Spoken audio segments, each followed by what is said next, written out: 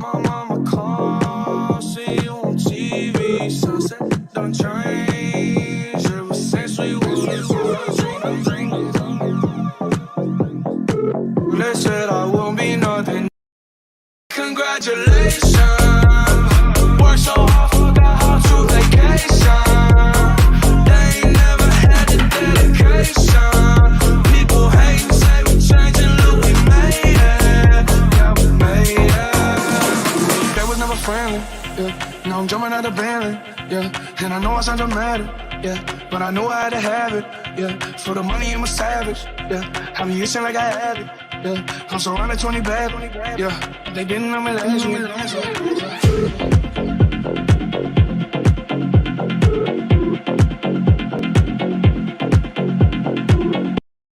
Congratulations. Worked so hard, forgot how to vacation.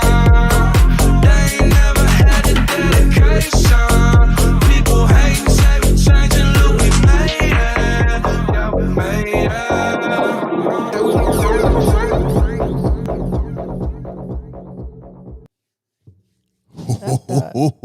What the fuck?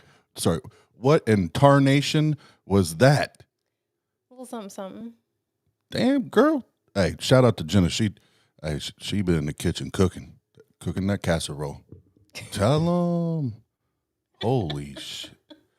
What up, y'all? Good job, babe. Thank you, Killing babe. the game. Killing the game.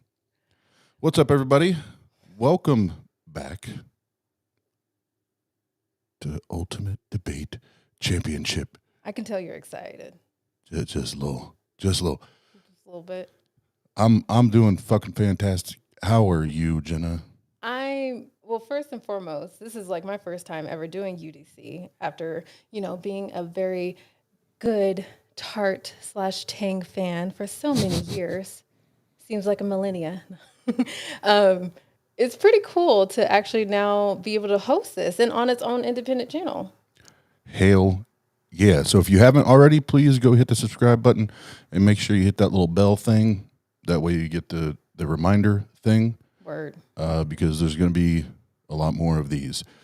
So before we get to the debate, I'm going to keep this brief because we're here for the debate, not to hear my ass just keep rambling on. But just a reminder, we'll host any just about any topic here, and just like tonight, the topic is, should the death penalty be abolished? So it can be the God conversation. It could be, was Jesus a myth? It could be social issues, that sort of thing. We'll take about anything on. And then once a year, there will be a UDC Ultimate Debate Championship Tournament. Legit. Oh, we have a belt. And the winner gets this summer. Like, you legitly get the belt, right? Yeah, it gets shipped to you. It's a traveling belt, so you can keep it for like 2 months, then you ship back to me. But take all the selfies, all the videos, talking all your shit that you won, that sort of thing. In the first tournament, I can't promise this on every tournament, but the first tournament we did, there was also a $500 cash prize, so it's well worth it for those. It is involved to make that, as you told me, because that cash prize was purely funded by donations. So since this is on its own independent channel, obviously there are no super chats here. Yet. We are a growing new own UDC channel. So please be sure to share the subscription button of the channel so we can get more and more viewers. But of course, we made a happy little convenient QR code right below me here. So you can either scan that using your phone if you're on the computer, or if you're using your phone, go to paypal.me/atheistyourway. That will directly fund any monies you send to our TANG channel to go towards the donation pot for the UDC champion or anything that we utilize for TANG purposes. So there you go. Word up. And then last but not least, the format. If you're not familiar, you'll learn. It's been a while since you've seen a UDC debate, give you the format, kind of the rules, and then we'll get to it. So it starts with 5-minute openers, then 10-minute cross-examination, 40-minute open conversation, 5-minute close, Q&A, And then here's where we add a little more spice. Here at UDC, we don't walk away without a winner. There will be a poll listed in the chat, and everyone watching and listening, you get to vote for the winner, which means you're also voting for the loser. Word. But Word. Jen, anything you'd like to add before we get the shenaniganing? Who's our referee? Who'd that be? See, I was going to wait and put him on the spot. Okay. But our referee is the one and only $666 Nicholas Suter. Ooh. There he is. There he is. Oh, see, I forgot. I still have to relearn that. I forgot we're putting him on now. I thought it was after the. You know. We're still learning. What's up, Nick? Oh, doing good. How you guys doing? Chilling. I'm excited, man. I'm surprised that they don't get to vote for losers separately. You put the referee right on there, so that's I'm fighting for it too. You know, it's like if they don't like the ref, it's like, oh, I get last place. But you know, next time, Next time, maybe. we will keep Get that the in ref consideration. some skin in the game. Yeah. And then before we get the debaters on here, Nick will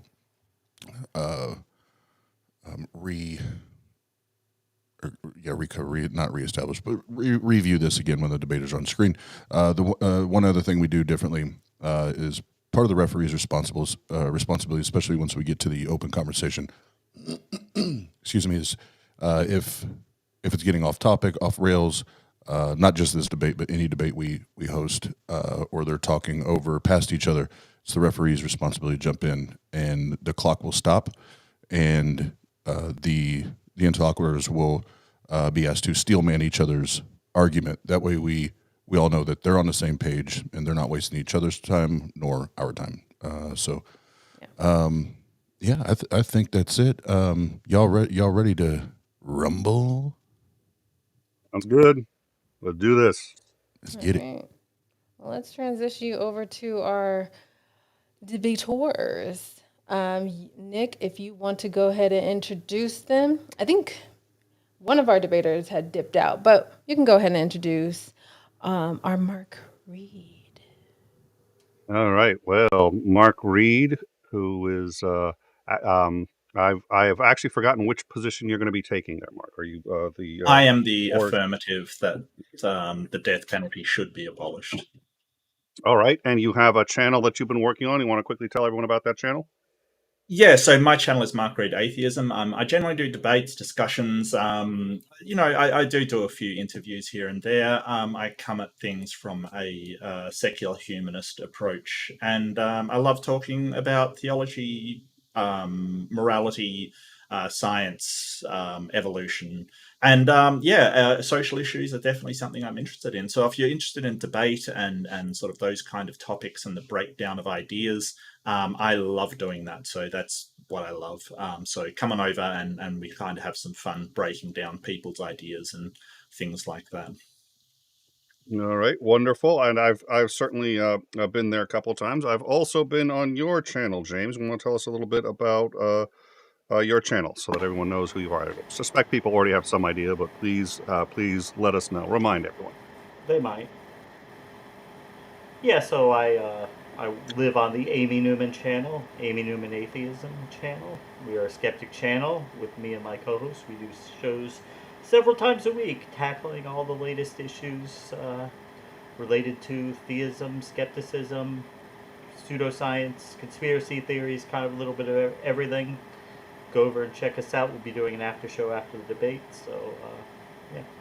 And midnight ranting for those of you who are looking for something to do past midnight. There's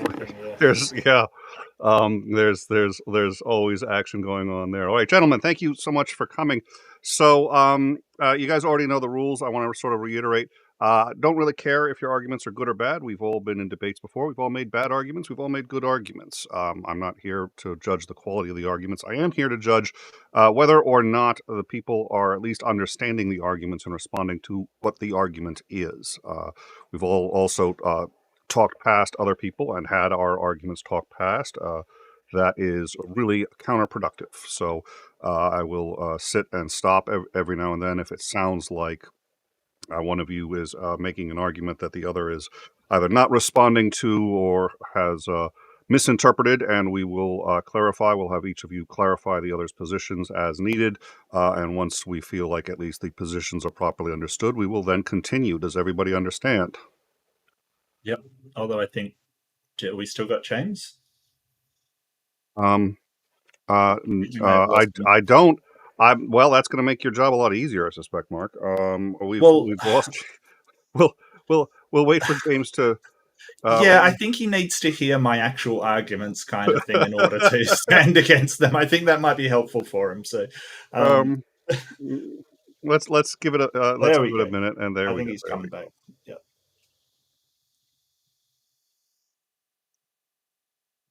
James, how are you? Can you hear me? I hear you. All right, we have. I think that's. We've lost you once or twice there. So if you drop out, let's just keep an eye on that. And if you drop out, we will pause the clock, so that you can come back and make sure that you've heard Should the be entire okay for argument. now. Yeah. Okay. All right, sounds Can good. Yes. Just before we start, could I just also say it's sort of a real honor to be able to opening, the UDC again. It's I really want to thank Oz and Jenna, and of course yourself, Nick, for moderating, and James, my good friend. However we do, I really just want to say it's fantastic to be here, doing the opening debate. Yeah, I just wanted to add that. Thank you. It's an honor to be here. Mark's a great debater. I look forward to it. I think it's going to be awesome, and it's my first time doing this here, so I'm also looking forward to it. Now, I think we're going to have the affirmative go first. Is that correct? So that would be Mark. That would be you. That would be me. Yep. All right. So 5 minutes from when you start speaking. Who gon' stop me? Who gon' stop me? Who gon' stop me? Who gon' stop me? Working on it. Do we have it? Nick? Do you have it up on the screen, Nick? Hello? Can anybody hear me? So I don't know if I'm still live to the audience. I suppose I should just start and trust that things are going well. I have no idea. Nick, do you hear my screen share? Okay, let's just start. Okay, so 5 minutes, let's go. Death penalty, I've got 4 points really, 4 main points. Death penalty is not an effective deterrent for crime is number one. The death penalty doesn't deter crime. None of the approaches suggested by the death penalty has any effect on the crime. This is a paper taken from the Stanford Law Review and states the difference is totally negligible. This is compares Canada and the US homicide rates. The Canadian homicide rates can correlate with the US after 1965, even though the government abolished the death penalty. It did abolish the death penalty in the US under the Furman decision, brought back under Gregg, and notice that none of it has actually been affected by the death penalty coming and going. This graph is homicide rates between states with death penalty, states with not death penalty. Keep in mind there is almost no difference between the states with and without. And do note that the actual states without the death penalty, the red striped line, is actually lower than the states with the death penalty, but there hasn't been any kind of impact on it whatsoever by reinstatement of the death penalty. So 88% of polled criminologists in 2009 said that there was no death penalty is not a deterrent. This is an overwhelming consensus. And if you take out the not sures, almost 90% of criminologists agree. Innocence number 2 is innocent people are convicted and executed unjustly. The rate of erroneous conviction isn't known, but about 4.1% is calculated in the National Academy of Science. This was in 2014. Since there is about 2,500 prisoners on death row, that would equate to just over 100 people on death row who are innocent and have been sentenced to death. My third point is that execution costs more than incarceration. It isn't financially beneficial either. The reason why is because people can remain on death row upwards of 30 years awaiting execution. 20 to 30 years is often the case. This means that they do appeals, they do all kinds of challenges to the death process, and it becomes exorbitant to do so. The cost of incarcerating someone in maximum security is $35,000 per annum. The death penalty can outweigh this over the sort of 25 years or so.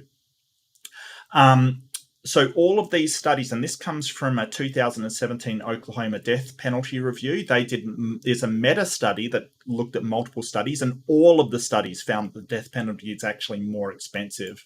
And number 4 is that the death penalty is inhumane. Over the last 120 years, basically the number of botched executions has been the most for lethal injection, and the longest going on 3 hours before the person died. So the only method that didn't have botched executions was the firing squad. Now, the reason is simple. Doctors will not perform executions. It's unethical for them to do so, so they will not perform it at all. So it's just a few examples. Clayton Lockett, 43 minutes. He was writhing on the table, then died. Joseph Rudolph Wood II. It was described as being gasping and snorting for more than an hour, and he is still alive. Dennis McGuire, 4 minutes into the procedure, McGuire could seen struggling and gasping loudly for air. He made snorting and choking sounds which lasted at least 10 to 15 minutes as he writhed on the table. And of course, Joe Nathan James Jr., his lethal injection, he took 3 hours to die as he gasped for air on the table. So my 4 points are, the death penalty is inhumane. The death penalty is not financially viable. The death penalty is not actually a deterrent to crime. And the death penalty is killing people erroneously. So that are my 4 points, and I'll see the rest of my time. All right. Thank you, Mark, very much. James, assuming you are ready, you may start at any time. The clock will start as soon as you start speaking. We want to make sure. Did you have something you needed to screen share? Yes, Jenna. No, it's just going to be me. I don't have a presentation. No It's just problem. gonna be me. Before we do, and Mark, Oz and I apologize. We didn't overly clarify because once it's you kind of solo on the screen, we can hear you, but you obviously couldn't hear us. Okay. We're completely Sorry, live. my and confusion. it came out beautifully. So thank you. Okay, fantastic. But yeah, same thing with you, James. You'll just see I yourself by won't be able yourself to on hear the you guys. screen. We can hear you. You just see the clock going. Oh, James will be back, but I'm sure Okay. he understood. Yep. Well, that's okay. I'll know for next time. That's beautiful. You know, I'll know. I'm still learning the By ropes on this program, which is fine. It's great. I'm loving the format. It's fantastic. And you know, I feel like I have to raise my class because the intro was so good. I just, you know, I feel like I have to do something for amazing work, Jenna. It's absolutely amazing. Thank you. We do Yeah, it drink does on look this good. program, so feel free to do so. Even though I'm sure it's the middle of the day for you. Yeah, just about that. Yeah, I You let that slow you down? I'm okay. I'll just use an excuse, you know. It's the hump, you know. It's the hump in the middle of the day. I just Why not? feeling a bit. Right? Yeah. Yeah, and a 5-minute opening is really harsh, though. Wow, I didn't think I'd get through It's that. the But best. And you know bit of why. fast talking, and So what Mark's saying is he's not a 5-minute man. I am no, I last. I thought he said he had to struggle to do 5 minutes, but okay. That's what I heard. That's not exactly what we meant. Poor Mr. Reid. And then, so quickly before we go back to it, because I did a piss poor job backstage of communicating this. In between the rounds, before we go into the actual argument, there are those transition quick clips. So that'll be in between each round, just so the debaters know that, the referee knows that, and the viewers know that. So if it seems abrupt, it is. Yeah. But James, let's get it. Sounds good. All right, I'm ready to go whenever you guys are ready. I'm gonna give you a cute transition too, and once you see yourself by yourself on the screen, then you're good to go when the clock starts. Okay? Okay. All right. stop me? Who gon' stop me? Who gon' stop me? Who gon' stop me? Okay, guys. I want to thank Mark Reid for that presentation. It was certainly. I think we're gonna have a good conversation. So, the main crux of this debate, the death penalty debate, is it centers around morality, and I think Mark will agree that morality is not something we could look to the natural world for. It's not something you can measure. Morality is not objective, but I think he'll agree with that. It's subjective. And so the idea that it's always wrong to kill another person, aside from perhaps defense, is perhaps a noble idea, maybe even a laudable idea. But is it real? Or is it just another platitude? Most of us don't favor anarchy. We need laws, we need rules that apply to everybody, even if people don't always agree with that, because we want to live in a orderly society. So how do we decide the rules that apply to society? How do we do that? Well, there's two basic approaches. We have totalitarianism, authoritarianism, where people exist to service the state, where the state says jump, the people say how high, that's how it is. We have democracy, and democracy, it works a little bit different. In democracy, the state is there to service the will of the people. The people say jump, the state says how high. Now, democracy, like all human institutions, is not perfect. It just isn't. But it's the best form of government that we have found so far. What happened is, in the late 1960s, mid to late, as the baby boomers started to get out of college, started to go out and try to change the world, things started to break down. And then we saw the rise of this intelligentsia, this class of very well-educated, very liberal people who believe that they're much smarter, they have better ideas, better values than the rest. It's kind of their job to force society to conform to their personal views about how things ought to be. Now, the death penalty has existed in virtually every culture and society all throughout human history. It's enjoyed strong public support throughout most of that time. You'll find virtually no case where death penalty was abolished because that was the will of the people in that country. You'll see every single time it was abolished in spite of the will of the people, in spite of people saying, no, we do not believe this is moral. No, we believe that this should be an option for the worst of the worst, the absolute most depraved people who are beyond redemption, who have committed unspeakably horrible crimes. We feel, and a majority feel, that should be an option as an appropriate response, to society for the worst of worst. Now, we've seen it in many nations that haven't executed people in nearly 60 years. The system's been completely broken down. We see that, so even in those countries, even under the current circumstances, that endures even to this day. We see this issue will not go away. It is something that is innate. We have the state of Israel, 2007 Israelis. Hey, James.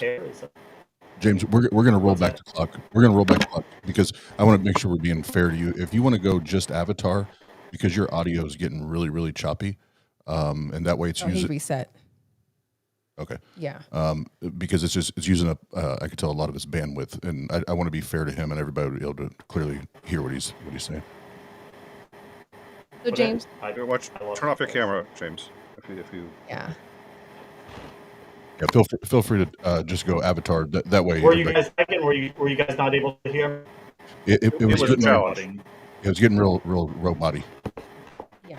We just want to be fair to you, so we're setting back the clock to 3 minutes, so you can kind of gauge, pick and choose where you wanted to pick up from there, just so that you have that fair shot, and maybe it'll just reduce all the lag from you having your video on at the same time. Yep, and it may help if whatever your microphone source is, if you just a way you can get a bit closer to it, that might help as well. Okay. Cool. All right, let's get it.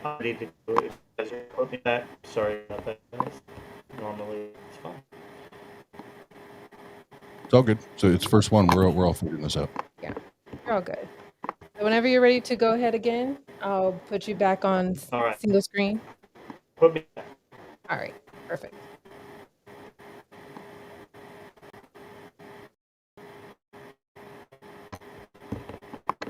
Okay.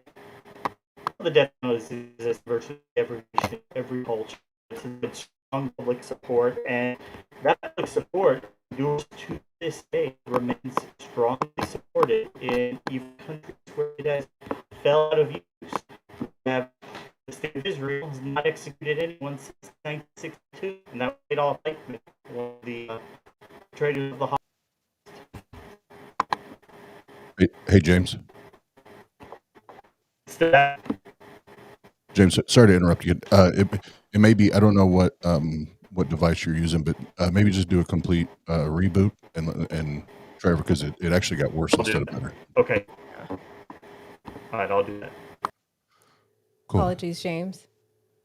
Yep. It's hey, tech, Technical issues. tech. Hey, hashtag tech is bullshit. If you don't know Oz and seen him on his DJ streams, he is a legend to always curse and beat his equipment to death because of tech issues. I have no idea what you're talking about. Doesn't actually help, but No, it doesn't. well, tech is the only reason we're at what the talking hell about is it. wrong and help him. Well, it depends on what the end goal is. If the end goal is I no longer give a shit about this equipment, then That's fair. my approach is pretty reliable. Accomplished. Right. But yeah, if you're needing someone, here's a great example. We went to Jenna for the first time, got to walk through, see, smell, feel, experience Sweetwater Sound. If you're not familiar with Sweetwater Sound, it is the world's largest music instrument, equipment, so on and so forth, distributor globally, period. And their facility is immaculate. It's amazing. Huge. It's gorgeous. It's interactive. Like it's a whole, like you feel like you're in its own little world. And as we're going through, we got to the drum room, and if you guys don't know, I'm a drummer, and I played, and she was like, "Oh, I've never got to see you play." So I played a little ditty. Then she sat down behind the drum. She was like, "Babe, teach me how to play," and I was like, I don't have the patience to teach drums, because I've had, I can't tell you how many people ask me, will you teach me how to play? Nope, because after one lesson, I'm not going to like you anymore. He taught me one little thing, and I picked up on it really quick, but that was it. My lessons were over. Yeah, so my patience with tech is about as much as teaching somebody how to play drums. I just, not going to happen. But there was my joke for the evening that wasn't even funny. Well, I think that patience is a learned skill, to be honest with you. I mean, I've worked IT, tech support kind of thing, and it's challenging. It's really challenging.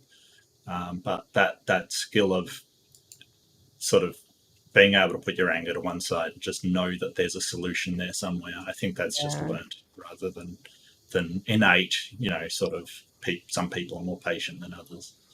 Yeah, and when Jenna can vouch, it's those two things or areas where I have zero patience. But everyone else, or every other area, I should say, that I've experienced so far, anyway, I'm the most patient, kind.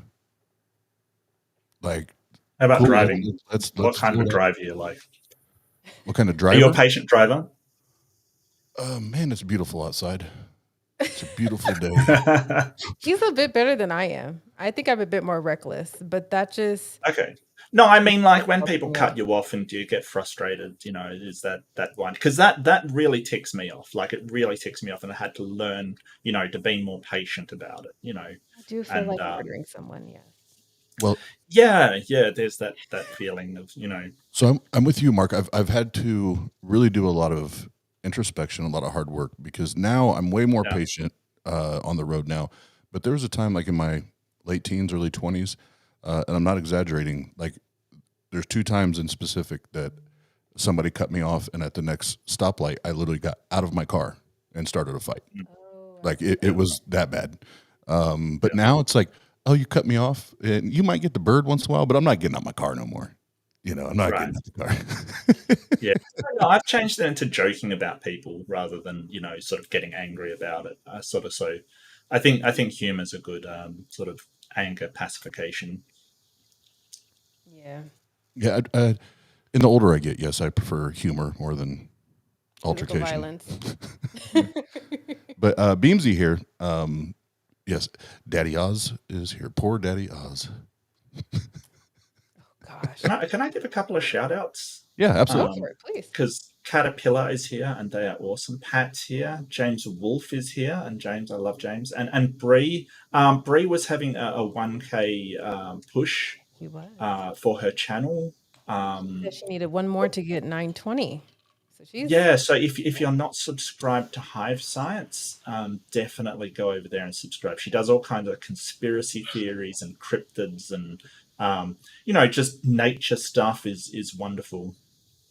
And hello to Amy, welcome. And I already mentioned Pat. And May is here, and I love May, and Leo's here, which is great. yeah. So hello everybody. If I missed you, I'm sorry, but welcome to everybody. Yep. And Beamsy. And for those watching, listening, if you just jumping in, James had a little tech issue. Just wait on him to jump back in, and we'll get back to the action. So appreciate your patience. Usually he's meantime, we're pretty good. entertaining. Usually it's Amy that's dropping out and not him when he hosts on Amy's show. Usually it is Amy that's dropping out, but obviously the devil has decided that James has to go to tech hell. So Damn it, these gods Yeah. and their hells. yeah, I know. There we go. Now we got him. Oh, there we go. That's bad. Can you guys hear me? Yeah, I can't hear you better. guys. it was worth the wait. So take it over, babe. All right. So Oh boy. gonna restart it again. Oh, okay. You turned off the camera. I got you. I was like, so I reset it again for 3-minute mark. So you let me know when you're all ready.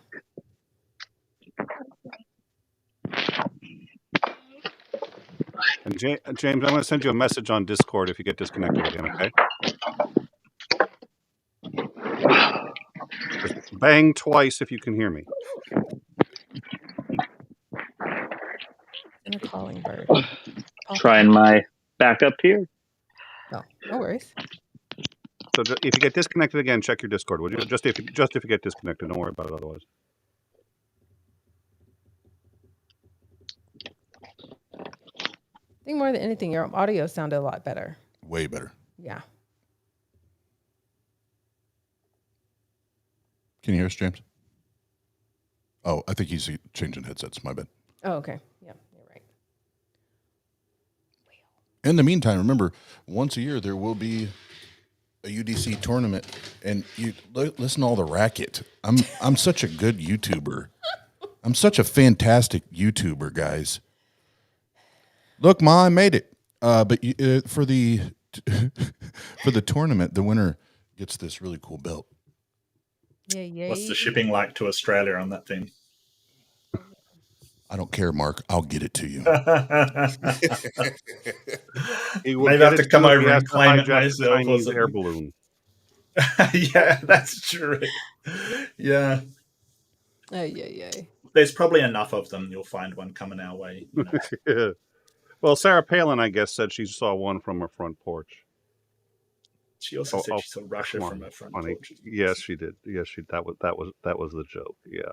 Okay, I get it. She's out of the news. I'm not funny. And James, whenever you're ready, just holler at us, man. We're just well, not we. Shooting the shit. I am just trying to be the entertainer.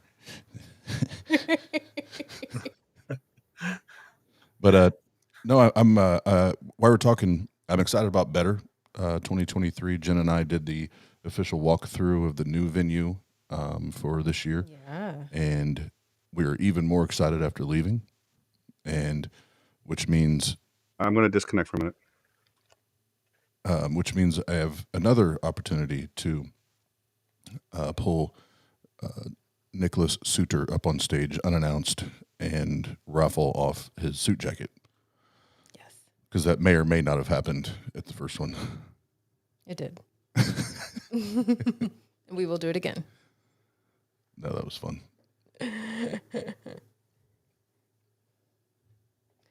No, Did we lose James again? I think he It says he's offline. Yeah, he is offline. However, he has a phone. Oh, he said his phone. Okay.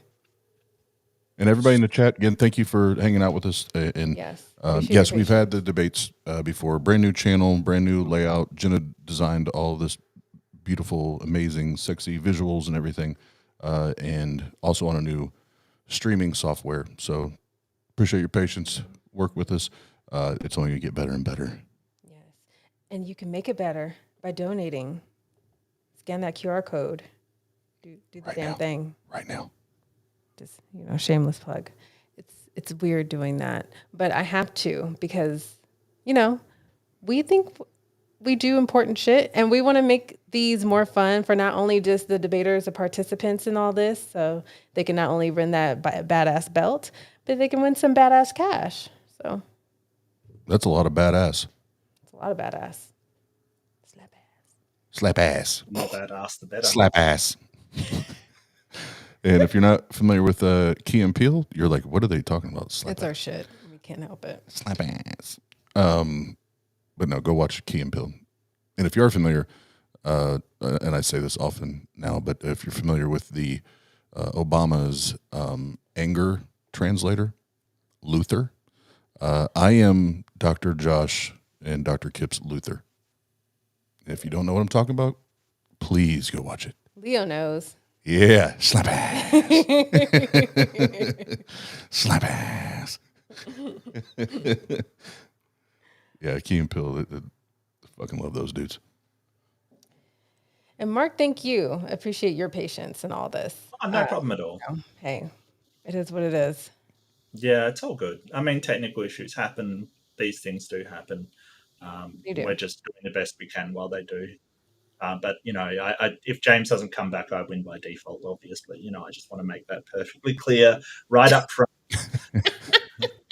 and that, in no way did I sabotage his internet connection to win this No debate. way. No way. I Just mean, saying. Pat did give you that Mark wins by technical knockout. Oh, Technical knockout. hey, Right. oh. I'll take it. In all fairness, it's Pat's fault. Don't blame Pat. Game over. I mean, there's enough things you can blame on Platt without this. Boom roasted. Love you, Pat. I love you. Yeah, and I do actually have a. I gotta put up a session for. I'm doing a segment called Aimbot these days, which is I'm morally bankrupt or them. It just takes situations off the Reddit thread. That basically we evaluate who's in the right and who's in the wrong. It's just a bit of fun, and it's not as deep as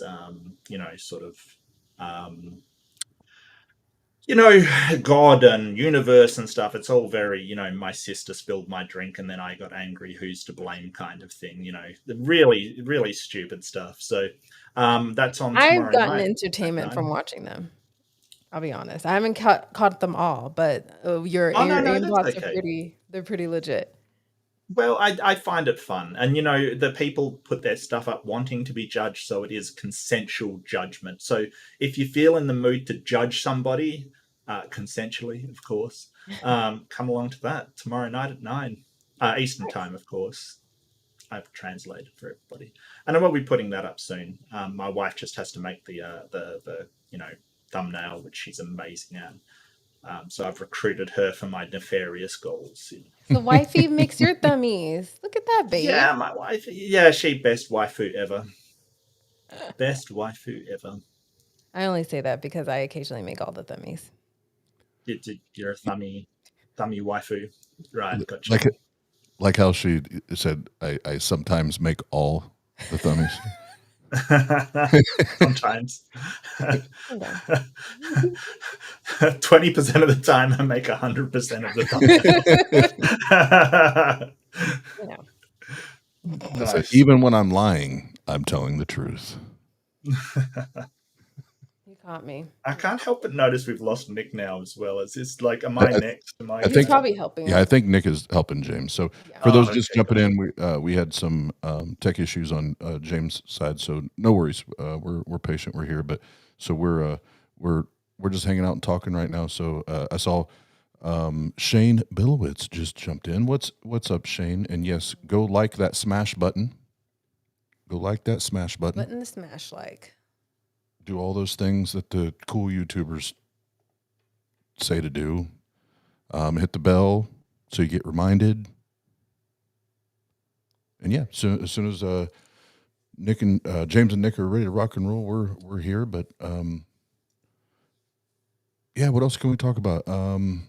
Upcoming debates.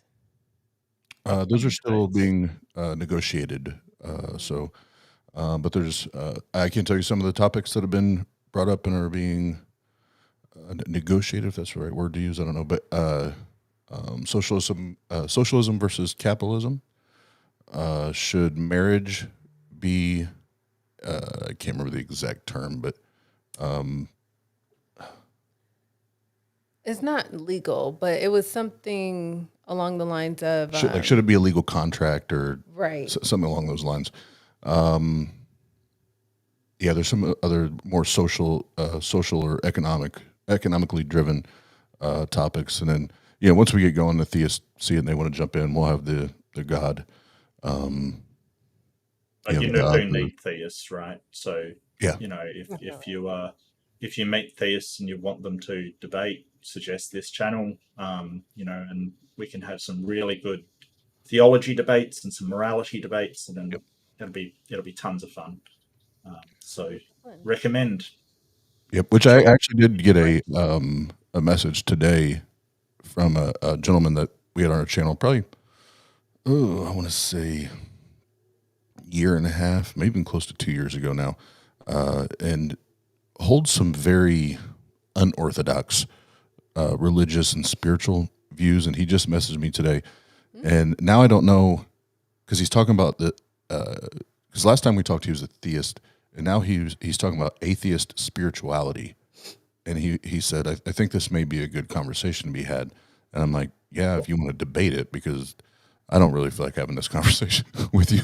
But I might bring on, and whoever wants to would like to possibly take that on, I can send you the link to the video that he recorded explaining his position. And it is very unique, and there's not a bunch of holes that I could punch in it per se, but there's also some glaring flaws in it as well. But even like one-off, kind of not your normal theist arguments we hear, I think those would be fun to take on too. Oh yeah. There was a creative idea from Pat Lowinger, the Pat Lowinger, if you are still listening, sir, that you shot me a bit of a fun little debate that you want to have.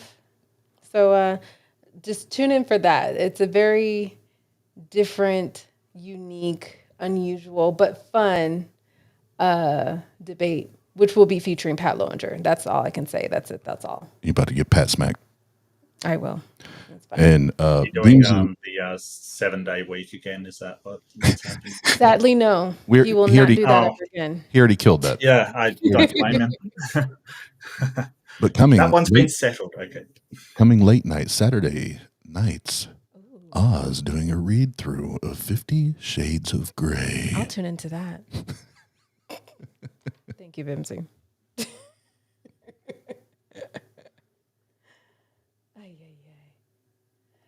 Oh, there. Thank you, Pat. Yes, Neil and I are working out the details. If you don't know Neil, that is Gnostic informant. So cool.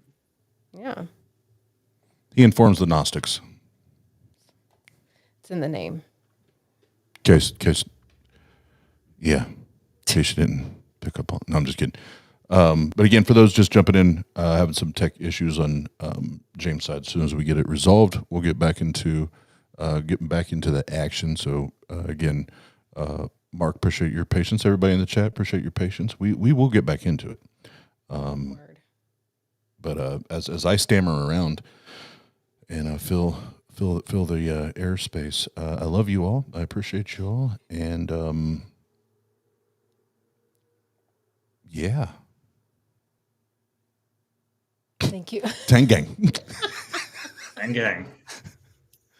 We're usually a little better at this, but hey, we could still shoot the shit. Well, I'm trying not to, because we're the hosts. I'm trying to wait till the debate actually Yes. like happens to like talk shit. Yes. All right. So Feel free. Just talk shit about me now. I don't care. Like, go for it. Mark, I didn't like your presentation. No, I was kidding. I did not say that. That's fine because I'm not the one that's voting, so I'm completely out of this. Oh, somebody asked if Mark would sing for us. No. No, I wouldn't. That was a hard no. No. Okay. Oh, sorry, Big Bad Mama. That was Sorry, hard. Big Bama. You do not want to hear my singing. Trust me. You do not want to. Do not. Clearly we do. I think that's subjective, Mark. Is that a universal claim, Mark? Oh God. Is that English one? No. We're getting all debatey. Well, I am. I'm going to message Nick. I feel like they both may have fell into something here. Yeah. Let's see. In the meantime, appreciate everyone. Again, if we want to have better technical success, feel free to donate. Feel free to donate. Scan the QR code if you're having to be on your computer and you can use your phone, or go to paypal.me/atheistyourway. So all funds, proceeds, portions of that will go to the ultimate winner of these UDC debates to crown the champion with both, a monetary, hopefully, depending on the, donations, and with the actual belt itself, so they can have all the glory and all the selfies and hold it for at least like a month or two and then ship it right on back. But of course, all of those proceeds too will help fund, all projects within, the Atheist Network group, as far as, our Better Conference that's coming up this August 5th and 6th. Oz and I are going to put out more announcements and information within the next week or two. We just have to meet with our committee one final time to let them know how our walkthrough went the other day. And like we had mentioned, we took some shots, video of the space. It's everything we want it to be and more. So we will get back to y'all on that. Looks like we have Nick Suter. Let me get you. I was just going to say, I checked my tweeter, and Nick said he was helping James get everything set up. So Okay. we might be closer. All right. I also want to mention that it looks like Amy is doing an after show on her channel, probably Amy and James. Oh, I meant to ask that. Yes. Yeah, so they've just posted it on their Discord server that they've got an open mic after show. So if you've got opinions about the death penalty, you can join them for that. Midnight ranting, should the death penalty be abolished? Hell yeah. Sir Nicholas. Yes, sir. Sorry for bailing. So I had him call because we have a call-in number on our show, and I figured maybe if he could just call with a phone line, and I can pipe that right through my audio so you could hear it with me. The connection was absolutely no better. He could hear me. I could not hear him except intermittently, and this was just presumably his cell number. So that was the best I could do. I figured a cell number would work. It did not. Okay, so he was not able to connect. He connected, and he could hear me, but I heard banging, I heard that scratchy noise, and then he cut out, and then I completely lost him. He could still hear me, but I was getting no audio from him. And it lights up, when the audio comes in, so even if you have that connection issue, you see it, pulse as he's talking. There was nothing. It was dead after about 10 or 15 seconds. So he said he's going to try to connect one more time, Okay. but I don't think he's got it. I think it's a wash. Okay. I'll debate him. What's that? I'll debate Mark. Uh-oh. Swing. What, on this issue? Kind of Yeah, on this issue, what was? Could you remind me your points once again? That the death penalty isn't effective at reducing the homicide rate or crime in general. Number 2 is that it's not financially viable. Number 3 is that oh god, what was number 3? Number 4 is that it's inhumane. I've forgotten what number 3 was. And number 3 was that I have it. All right, so it's inhumane. It's not a deterrent. Yep. Innocent people are incorrectly executed. Are you sure you've had no prep whatsoever, Nick? That's not really fair. It's fair because everybody knows I've got no prep, so the bar is going to be really low. I don't think anybody's expecting me to knock it out of the park. Well, I mean, it's you, Nick. The bar's going to be low anyway. Oh! All right. No, that's fair. I'm sorry. I'm sorry. I don't mean that. No, that's Nick. all right. That's all right. That's all right. That was for cutting 30 seconds off my score. Not my time. Oh, you remembered that? Okay, yeah, no, that's fine. Oh yeah. Oh, he's back. Oh, great, James. So Nick, you're saved. All right. Or Mark, you're saved. Either one. James, can you hear us? I hear you guys. Can you hear me, guys? Hopefully. Absolutely. So far, it's better. Okay. Back. I'm setting it for. Once in a while, usually okay, but once in a while, my internet decides to be totally abhorrent. You know what, James? Are you on Wi-Fi, or have you got cable to the modem? No, it's Wi-Fi. Yeah, I don't have a cable. We're not that high tech down here in Lake Worth, Florida. You know what, James? Sometimes the devil's just against us, man. Devil's just against us. Right. It is what it is. Yeah. Well, I appreciate both you and Nick for working diligently together to try and make it happen. We, of course, support you, James, and wanting to give you the fair opportunity to. You guys are great. Absolutely. So, all right, we're back to 3 minutes.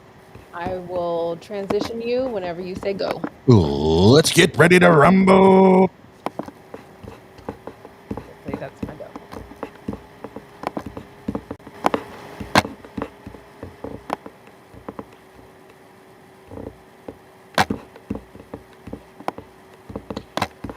All right.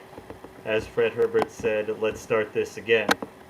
The death penalty has existed in virtually every culture, every nation. It's enjoyed strong support throughout the world, in every nation, virtually. No nation where it's been abolished has it been abolished because that's what the people wanted. It was abolished anyway by a group of people who felt their opinions mattered more than everybody else, who felt our opinions didn't matter, that we're not educated enough, we're just, we don't know as much as they do, and we need them to guide us along. And, we humans, we cherish freedom. People all over the world have risked their lives and died for freedom for themselves, freedom for others. Freedom is something that we cherish very much. But we will take someone's freedom away based on their conduct. And what we're saying here is recognizing that when that conduct goes far above and beyond just taking away somebody's freedom, it necessitates a completely different response from society. And that's when that person brings shit to that level, when they make themselves among the worst of the absolute worst. So as I was saying before, Israel not executed anyone since 1962. That was Adolf Eichmann, a perpetrator of the Holocaust. I don't think anyone's going to be lighting any candlelight vigils for him. I don't think he's going to be missed, but yet that was 62. How long ago is that? Yet 70% of Israelis favor the death penalty in cases of terrorism. The UK, last execution, 1962. Yet in 1983, almost 20 years later, death penalty support was at 75%. That's the people saying, we think this, we want this, we think it's good. The intelligentsia saying, we don't care what you think. You guys just need to evolve. And of course, the public catches up with them.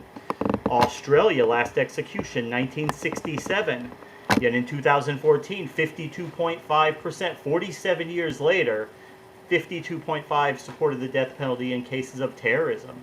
Death penalty in Australia enjoyed strong plurality support until about 2005. It finally ticked under the 50% mark. Canada, as of 2020, found 51% would be in favor of reinstating the death penalty. California, not a conservative state, very liberal state. Hillary Clinton won by 30 points, same election. The people voted 53 to 47 to retain the death penalty, and even 51 to 49 to speed up executions. Not a liberal state, conservative state, science backing state, in favor of the death penalty. Yet 2019, Gavin Newsom still orders the death chamber to be dismantled because he apparently knows better than we do. And yeah, thank you.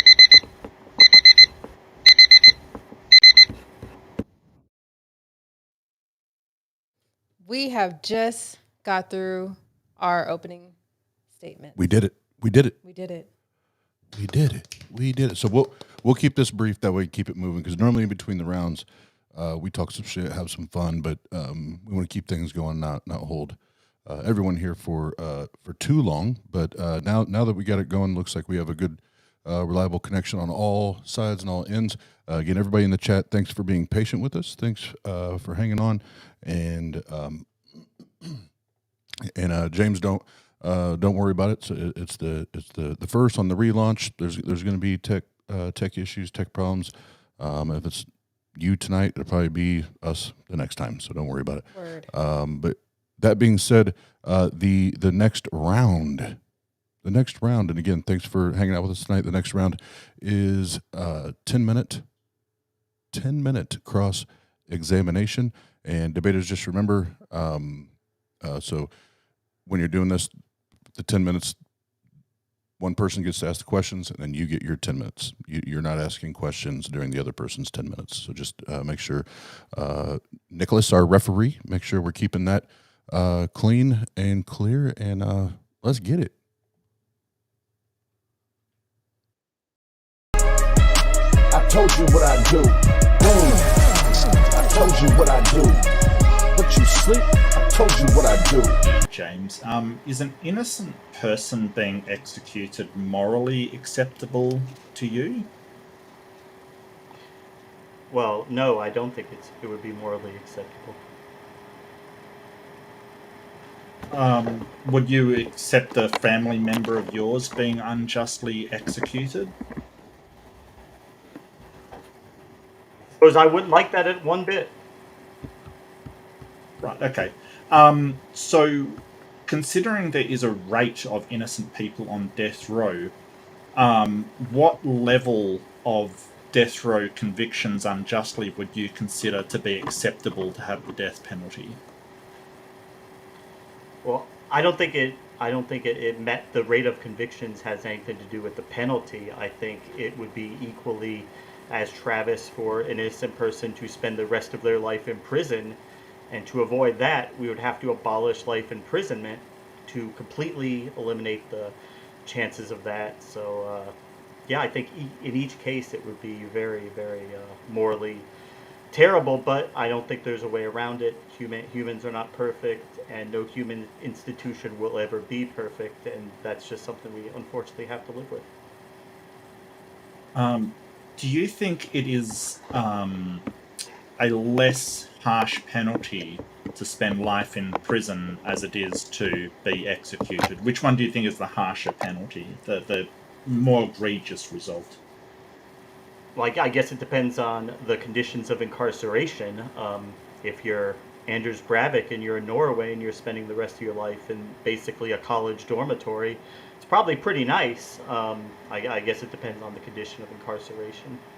But most inmates do fight their executions for as long as they possibly can. So I guess in that case, most people would rather live even under the worst, even under less than ideal conditions.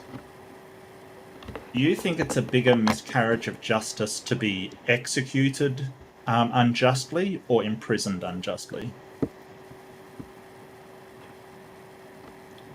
I guess it depends on the conditions of incarceration, although I concede that in many cases it would be a worse outcome to be executed unjustly.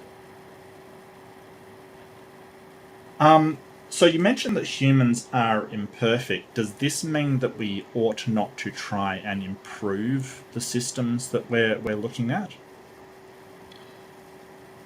No, we should be constantly trying to improve the systems that we're working with.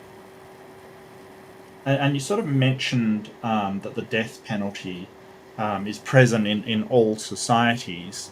Does a institution being present in nearly all societies mean that we ought to keep it regardless of other factors? No, but I think it certainly suggests that it's a universal element of the human condition, that this is something that people all over the world throughout all times have felt is appropriate, and we should consider that in do we have a mandate to dismantle that system? Okay. And you sort of said that laws ought to be implemented for an orderly society. How exactly does the death penalty contribute to an orderly society? Well, when I say orderly, I mean the rule of law. So laws are passed by elected governments, by representatives of the people, ideally doing the will of the people. If that means that a particular crime is punishable by death and that person commits that crime, the rule of law dictates and that sentence is imposed that they should be put to death. Does that mean that the law ought not to be changed because it is the way that it is at the moment? Laws can be changed, but as I said, in a democratic society, that should be done with the consent of the governed, not a small 30 to 35% cabal imposing their private views on the rest of society. So, do you think laws should just be up to public opinion? Well, not always, but when we see a trend, when we see widespread support throughout different populations, particularly well-educated populations, not populations notably conservative, but normal, liberal people, well-educated people, all coming to the same conclusion, should be taken into a serious account. Why is the demographic of people that support it? Why should that be taken into consideration for what laws are passed and not passed? Typically when people from coming at this from the other opposite sides. So if you say that people in Mississippi favor the death penalty, they're going to consider those people to be inbred, uneducated. They're going to not really give their opinions much weight. But if you say that people in California, which is not what they would consider to be those same type of people, but they come to the same conclusion, it says something that this is a fundamental truth. Do you think that the overwhelming consensus of criminologists should be held at a higher weight than the average population of the country? Well, it depends on what the criminologists are saying. Can they give us the morality? Can they tell us the should? Criminologists, they can examine statistics. They can tell us, oh, we don't think there's any deterrent effect on it, but they can't tell us, they can't speak to the morality of the issue. Is this the appropriate response from society? Okay, and you mentioned that the death penalty is an appropriate response. Why is it an appropriate response? Well, we will, like as I said before, we'll take away somebody's freedom. We will not hesitate to do that when their actions demonstrate that that should happen. Yet there is a set of people whose crimes go well far above and beyond that, and for us to be told, well, you know, there's nothing that can be done, we can just tack another life sentence onto them, I would disagree with that. I can say no, that there still is one more thing that can be done. We can take away their life. They have not only forfeited their right to live freely, but they have forfeited their right to life at all by their egregious, heinous conduct. What remedy would you suggest for someone that who is innocent that has been executed? Well, when that's happened, we can, posthumously pardon them. That has happened when people's guilt has been cast into doubt after the fact. Obviously, we can't bring them back to life, nor can we restore somebody's life if they were to have spent the rest of their life incarcerated innocent. We can't give them that time back either.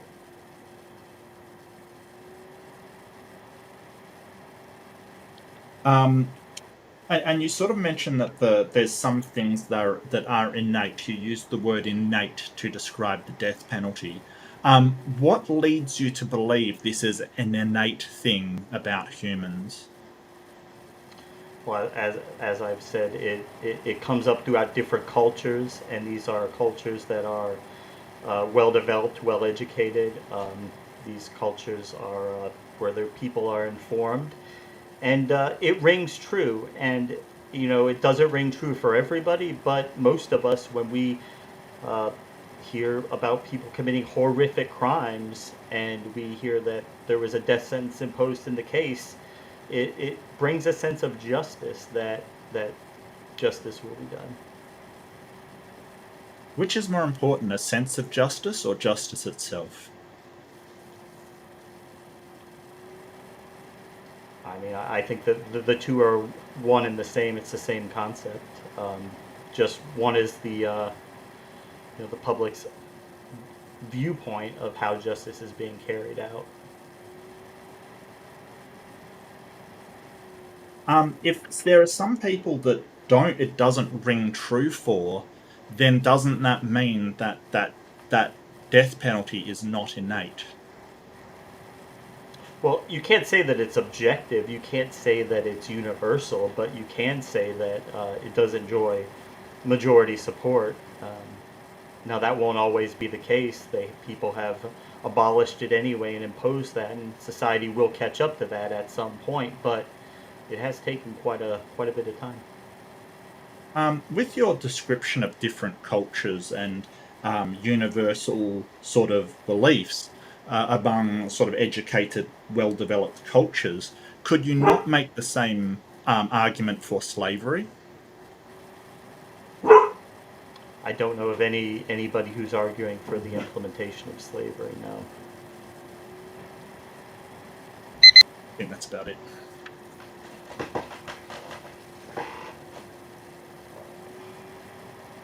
All right.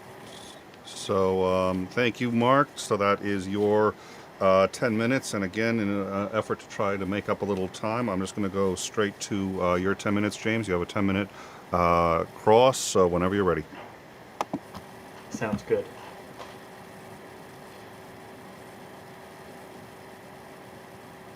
So, Mark, you mentioned innocent people being executed. I find this to be kind of a red herring because you would still be against the death penalty even in cases where there was no possibility of innocence, where guilt is 100% confirmed, right? I still would be, yes, but that's aside the point. The point is that innocent people are still being executed, and I can pull up some examples of such if you want to go through them. And that sort of, there are those 4 reasons to sort of say, well, if one didn't exist, you'd still support it. Sure, but it does exist, so. But it seems to me fundamentally it's a moral question, right? It's a moral question of whether or not it is appropriate to take the life of somebody who has committed heinous crimes, and that is a minority viewpoint that has been kind of imposed on the rest of us. And why do you feel that was the right thing to do, to disregard the will of the people and impose that viewpoint on the majority? Well, it's not so much about the will of the people, as in morality, we should be doing what contributes to the most well-being.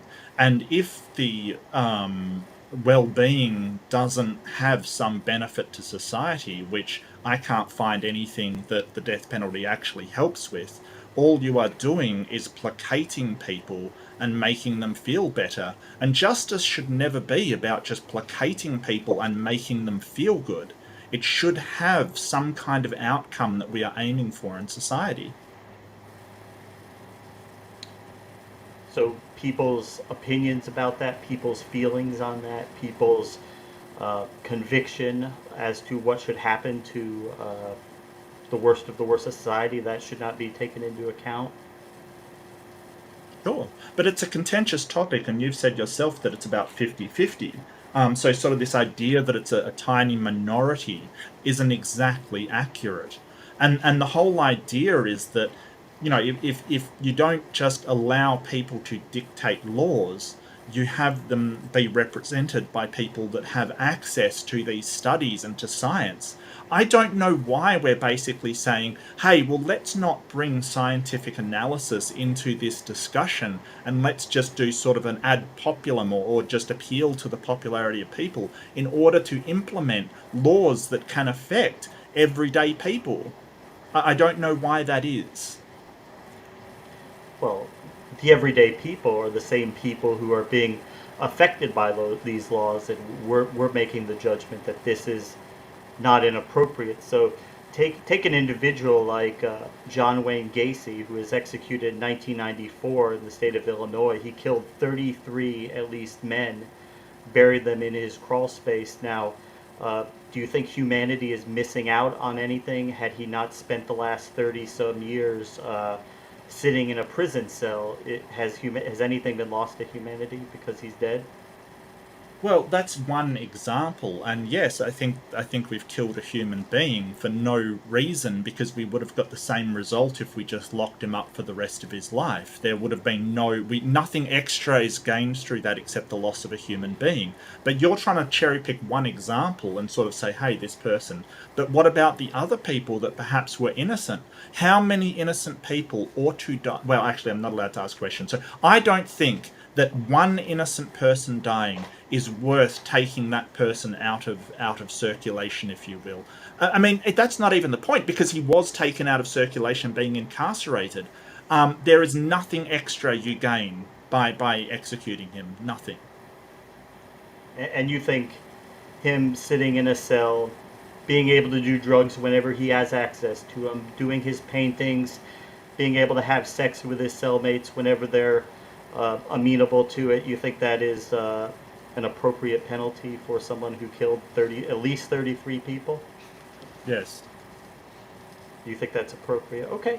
Yes. He no longer has freedom. I think that's perfectly appropriate. And Anders Breivik, who lives in a dormitory in Norway, killed about 70 some people, sentenced to 21 years. He'll be held longer, but you think he has probably a better standard of living than most of us, or well, certainly most of those on the lower socioeconomic status. Do you think that is a just penalty for killing 77 people? Yeah, he's had his freedom taken away. He can't go outside. He can't even go out to watch the birds. He's not allowed to go down to a lake and have a walk around.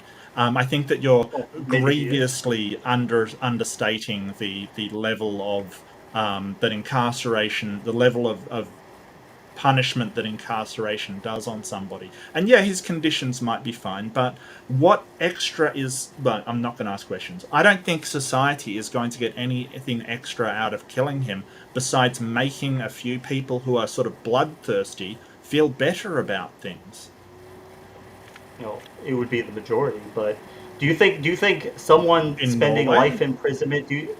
Well, no, I'm talking worldwide, perhaps not Norway, but do you think life imprisonment is a severe sanction? Yes. Do you know how many people throughout history have been unjustly convicted and spent the remainder of their life in prison?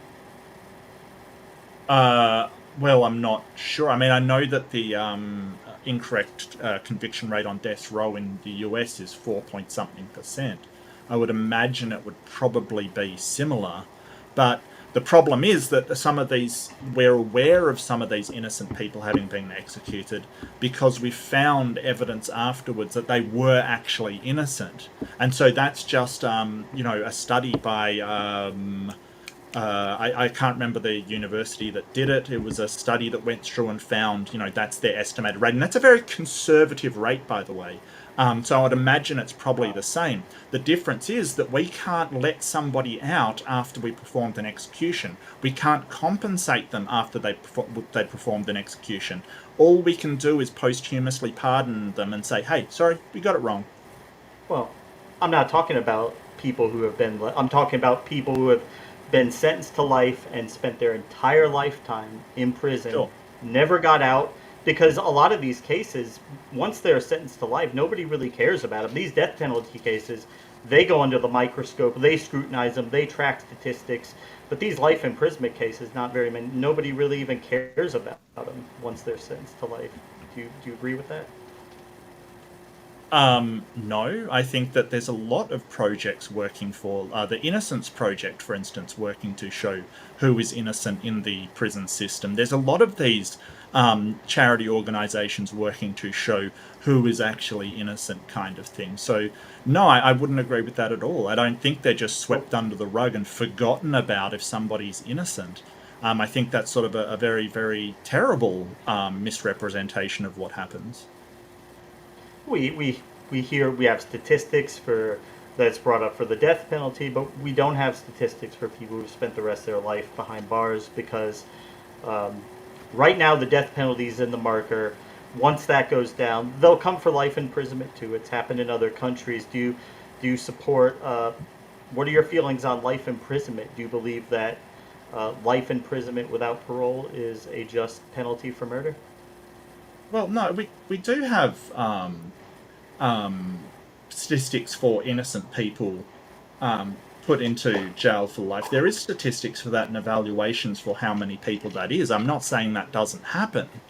We do have the statistics. They're not just forgotten about.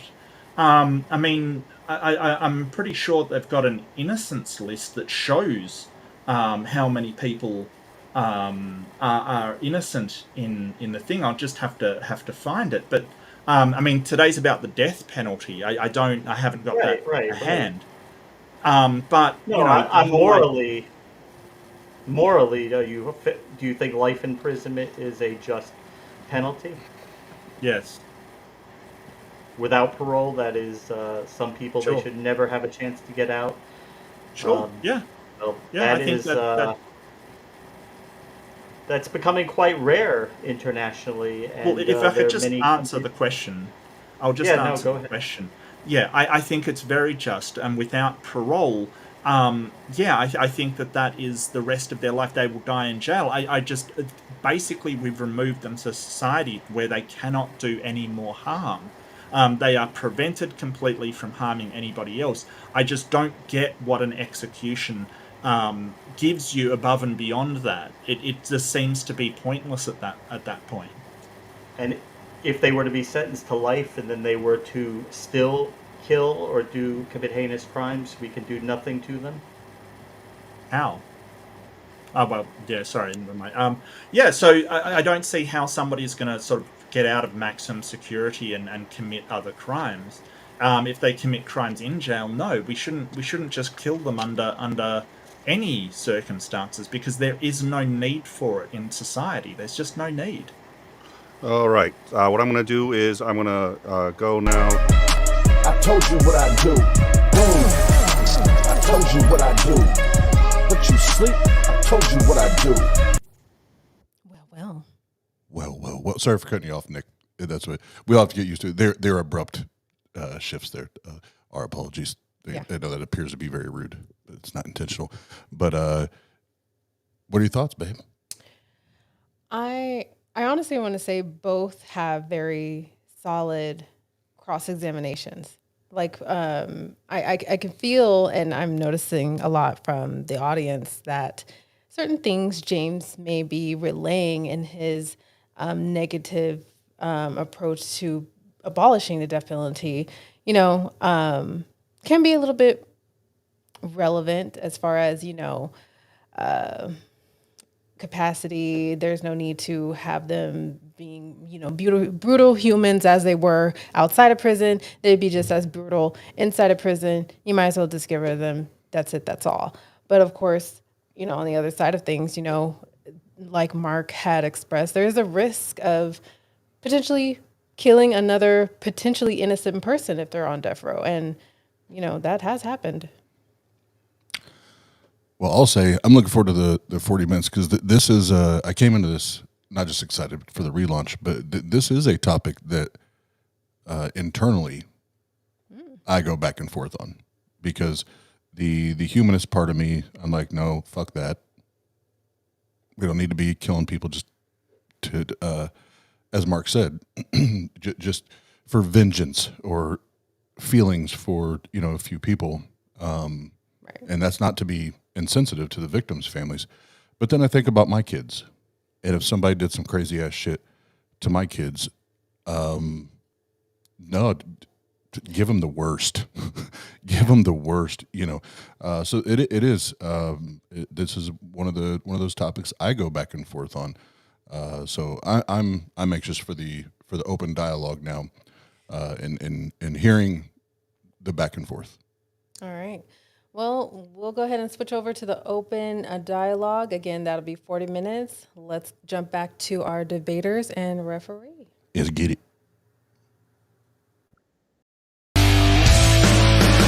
You never knew what the fuck I would do, but now you know why you lied on the floor. All right, so we've got 40 minutes for open dialogue. You guys had sort of ended it on a question, and I'll try to prime the pump a little bit. James, if I understand your final where you were going with your final comment or question, it was that, well,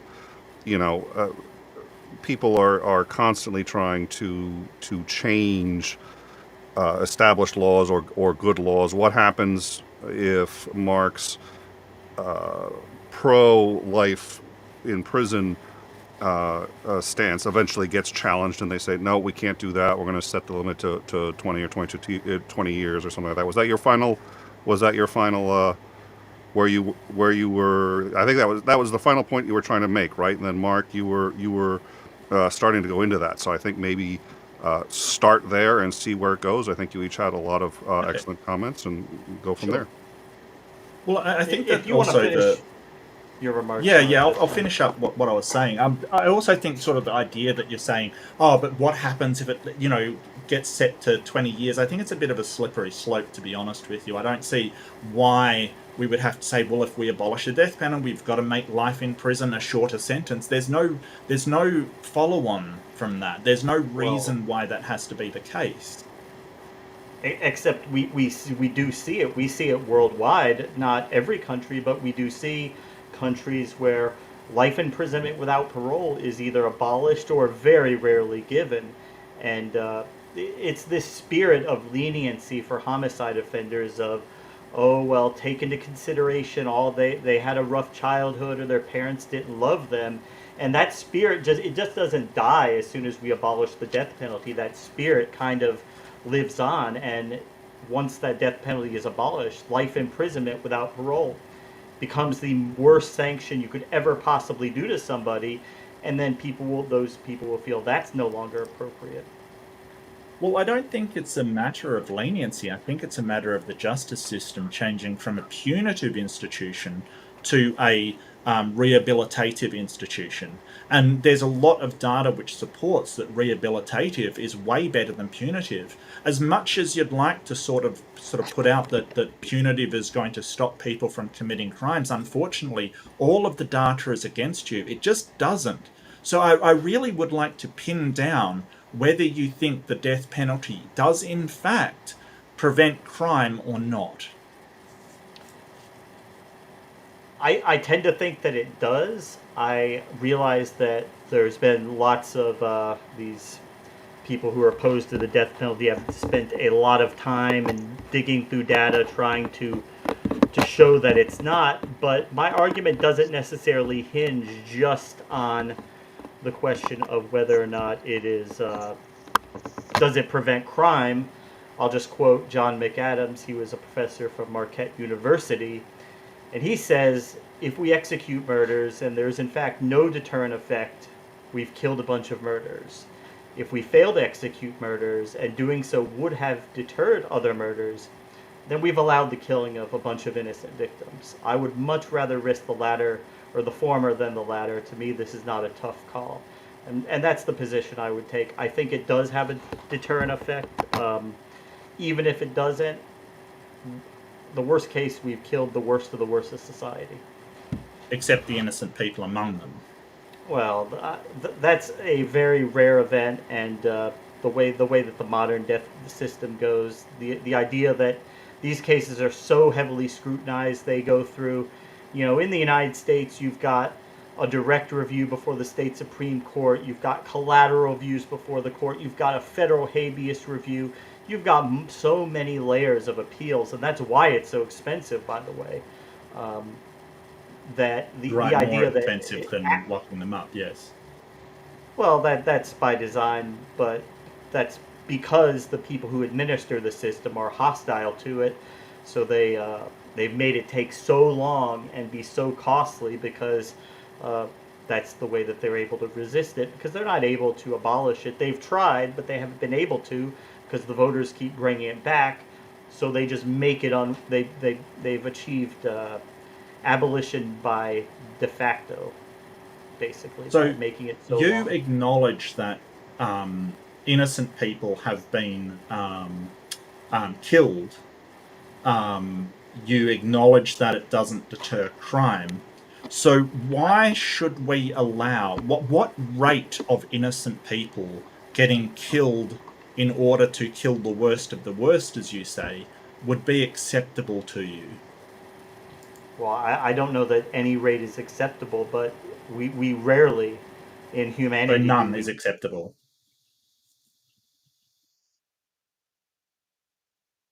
Hello? Did we lose? I think we may have lost James again.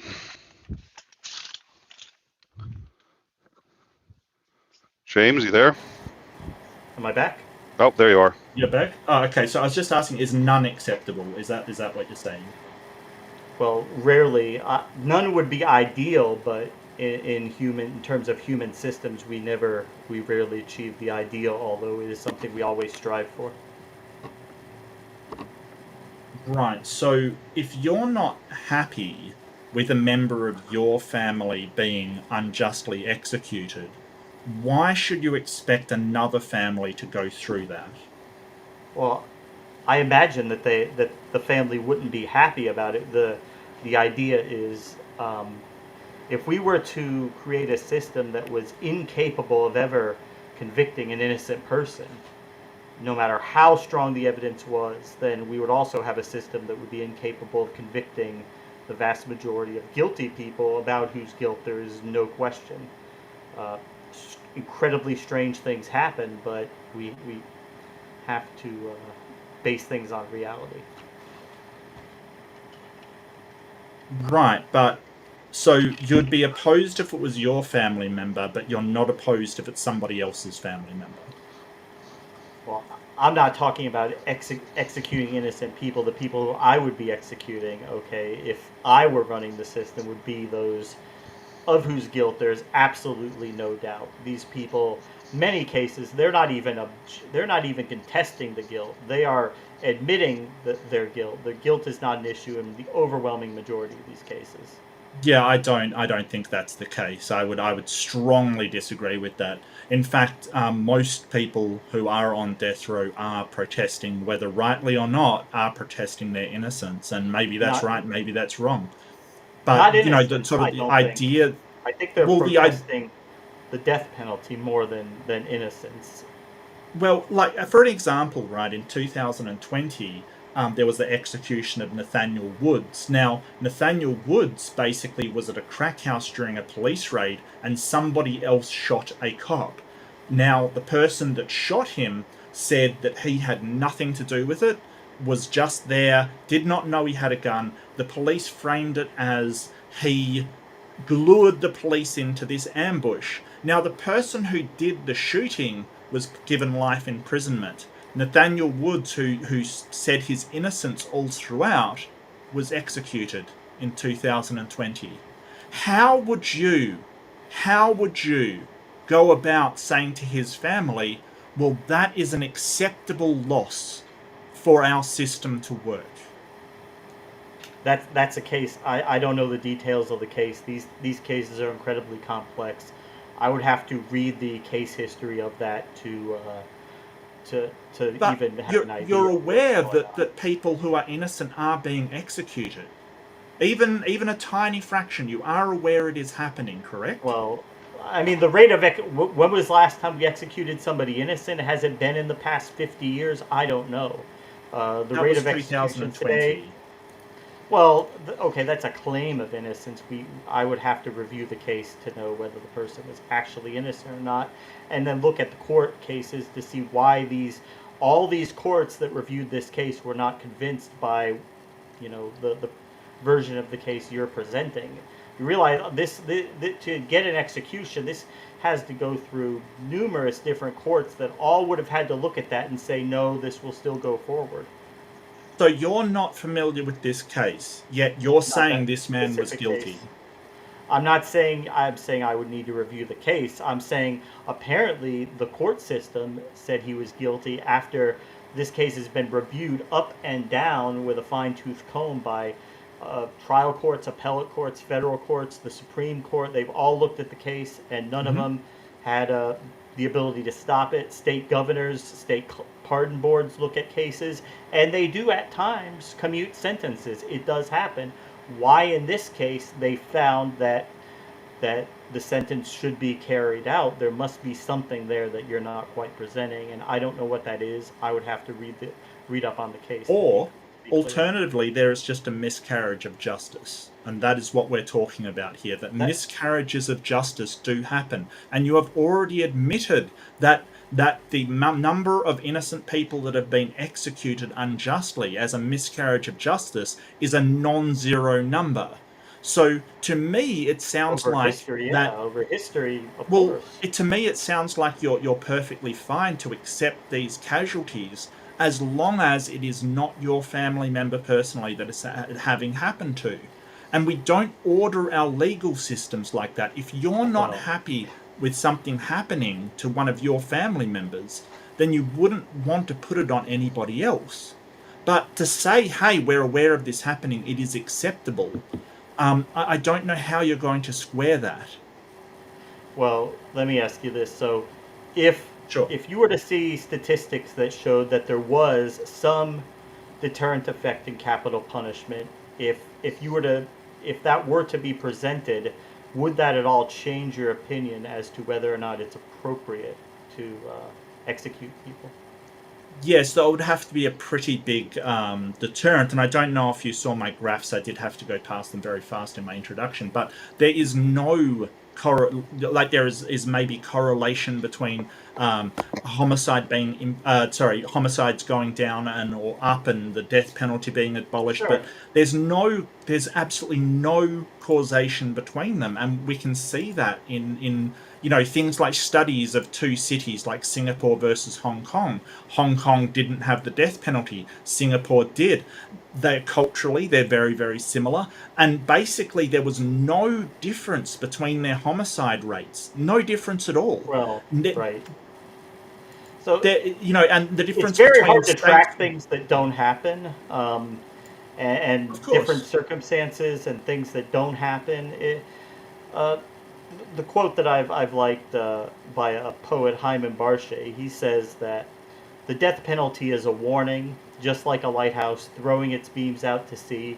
We hear about shipwrecks, but we don't hear about the ships the lighthouse guides safely on their way. We don't have proof of the number of ships it saves, but we don't tear the lighthouse down. Now, I don't know, Mark, have you ever been in a position where your life has been threatened, where somebody was Yeah. perhaps going to So kill you? first off, I'm not really interested. Yes, I have, but I'm not really interested in the sort of from what a poet says about this. I'm really interested in studies and statistics that show the correlation between death penalty and the crime rate, it having an So impact, because there was a period of time in the US after the Furman decision where the death penalty was abolished because the Supreme Court judged it to be cruel and unusual punishment. So in between the Furman decision and the Gregg decision, which actually brought it back, what was the effect on homicides during that time? And if you pair it right. up, it had no effect whatsoever. No effect. But we don't know what would have happened had the Furman decision never came down. Maybe homicides would have. You're trying to track things that did not happen.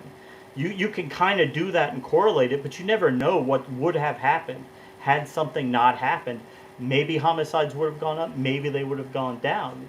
It's statistically, you look at different cities and say, well, maybe if one city had the death penalty, maybe it would. Maybe there's different circumstances going on in each city. It's just a very difficult thing to try to correlate out to say whether or not it specifically does. Now, it's not my argument that it does, even though I think that it does. If you've ever listened to criminal interrogations, these criminals, they are concerned in a lot of cases about the death penalty. It comes up like they are usually more than willing to plead guilty to a life sentence. This is something that is on their mind, and um, especially in the United States for robbery victims, where um, you probably don't Well, agree with it, but an overwhelming amount of criminologists disagree with you. Completely disagree well, I with mean, you. these are part of the. I mean, these are people who are part of the intelligentsia. They're well educated. They've been indoctrinated in this, and they think they don't agree with that. I get it, Come on, but James. There's no conspiracy theory indoctrinating criminologists into criminal well, behavior and what affects this them. is We're talking about, hang on a second, we're talking about scientific studies from the National Academy of Science. We're talking about the Stanford Law Review. We're talking about highly educated people. I would very imagine that's educated. probably better to have highly educated people in their field studying these things than just saying, hey, I've seen an interrogation or two. People are concerned about the death penalty. Most crimes, people aren't. They're crimes of passion. They're basically the people who are doing them are hardcore criminals. They don't really care. In a lot of cases, they just don't care about the death penalty for whatever reason, and the studies reflect this. The thing is that you're trying to say, hey, there's now a conspiracy to take It's not away a our death conspiracy. penalty. It's not Well, a you said conspiracy, Mark. they'd been indoctrinated. What do you Well, think that is? they go to the well. Look, they go to these universities that indoctrinate, that teach people that the death penalty is evil, racist, it doesn't work, it's ineffective, and this is what they're told at these universities. Now, that doesn't seem to James, penetrate people, except people who have gone to these universities to receive this information. Um, James, People, your average everyday people. criminologists are not being indoctrinated into universities to somehow reflect in the statistics and analysis that they do on crime. That is just a blatant, empty, baseless assertion that you've thrown out that there is some sort of indoctrination for professional, educated criminologists, doctors of criminology, that somehow they're just being. I don't know how that would reflect in their statistical studies because they Well, study these things. you know how statistics are, Mark. You can play with statistics, and for anybody who has taken statistics, you know that the statistics are malleable. And what these people do is they have a philosophical, they have a very laudable view, like that you have, that this is just a horrible thing, and isn't it? It is, people are nobody is not biased, and that reflects in their work. That Okay, shows that is the driving force that they have behind their work is that they're just trying to create a reason that this is not true. Okay, So well, that I mean, this I'm is, hearing a lot of allegations and no actual studies or evidence or anything like that. That's all I'm right. hearing is you We're going to telling me it. I study mean, that their yeah, own studies are not. Yeah, what I'm saying is I understand that they have their opinion and their viewpoint, but um, well, that it's doesn't seem to penetrate further beyond the people who have gone to these universities and have been told that this is evil, immoral, racist, ineffective, costs too much money, and your average person doesn't seem to care about that. Like liberal California, where it's not their opinion. It's not their opinion. When they do studies on the outcome of, sort of judicial actions taken and things like that, when criminologists investigate the mindset of criminals out there, you're sort of saying, well, that's just their opinion. It is like telling, a sociologist, doing a thing about social issues, that's just their opinion. I think you're really minimizing the expertise of these professionals in their field, and it's kind of very disheartening to hear because these are people that have spent years studying it. And so for you to just sort of say, well, I don't believe it, well, that's fine, but there's no reason we should not take the experts' opinions into law.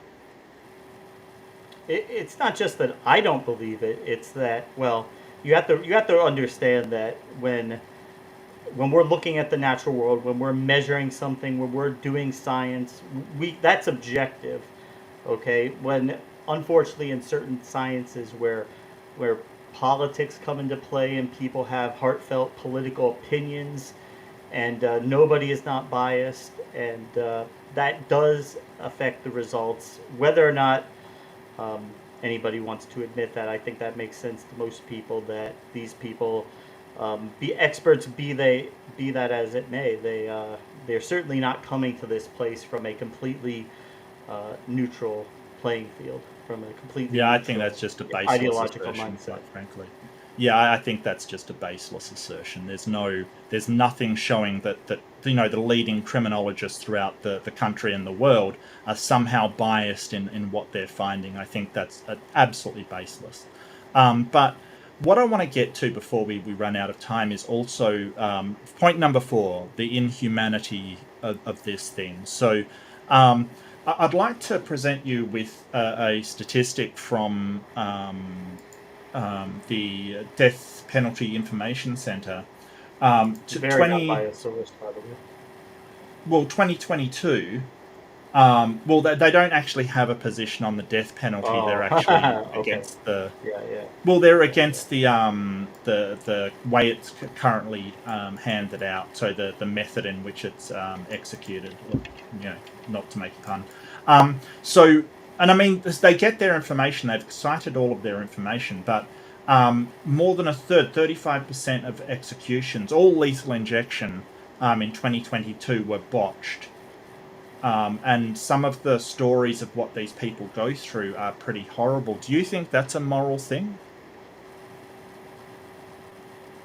Well, in terms of these executions, when we select a method of execution, we're not selecting a method that's intended to be torturous or painful. We're actually trying to do this in the absolute most humane way possible.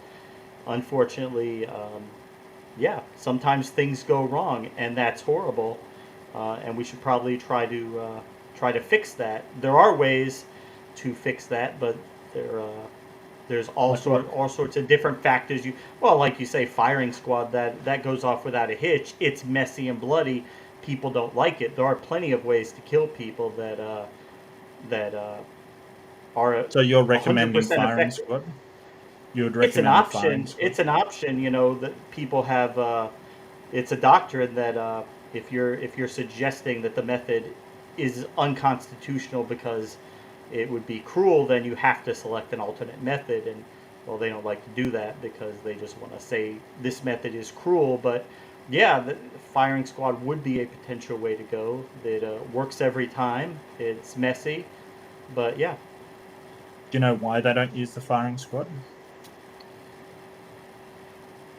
Why is that? because it traumatizes the people doing the firing, especially if later they find out the prisoner was innocent. Right. Yeah. Yeah. I Traumatic. mean, anybody who who does executions, yeah, they have that effect. Would Yeah. I personally want to be the one pointing a gun at and shooting somebody where I have Why that in not? my stuff? I don't know. I don't know that I would. Would you Um, inject somebody? I don't know that I would, Mark. But How can you I expect don't others think to then? I don't think people should be forced to do this. And you know, there have been you can read there are books by people who have executed hundreds of people over the course of Yes. history, and it's not that have they liked it per se, but at the end they believed that what they were doing was the right thing, and not that they don't have moral reservations about it, not that they always liked getting up and going to work, especially back at times when executions were intended to be torturous, were Hmm. intended to be painful, to be long and drawn out. But in a Yeah. lot of these cases, like what happens is with these, they they've tried to make it so painless, but then they the time that it takes to kill somebody, so then the death penalty opponents say, oh, it took 47 minutes for this person to die. They might have been asleep the whole 47 minutes. It just goes in the media 47 minutes to die. So Well, they you're try sort to of do it going on faster. to topics. I'd like to address the first topic, which was that people sometimes don't feel bad about it. And yes, I mean, I read a book called The Banality of Evil, which showed a guy in Germany who, did the gas chambers and all he did was doing a job. I agree that people can rationalize this kind of stuff. Sure. But the firing squad particularly is very traumatic. So is, you probably wouldn't pull a hangman's noose. You probably wouldn't, fire off an electric chair to grill somebody to death. The fact that you can't do it yourself, I wonder why you're allowing others to do that trauma. And sorry, I forgot the second part of what you were going on about. What was that? Well, a lot of these. So we have length of time that it takes to die, Oh, and length we of time. have Yeah. actual suffering inflicted on the person. So a lot of times an execution will be drawn out longer. The person will be asleep and unconscious. They're not suffering, but the media reports, oh, it took 47 minutes to die.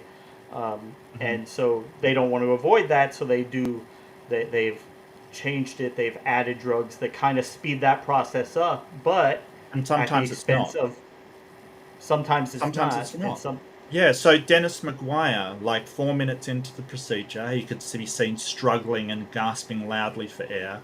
He made snorting and choking sounds which lasted 10 to 15 minutes.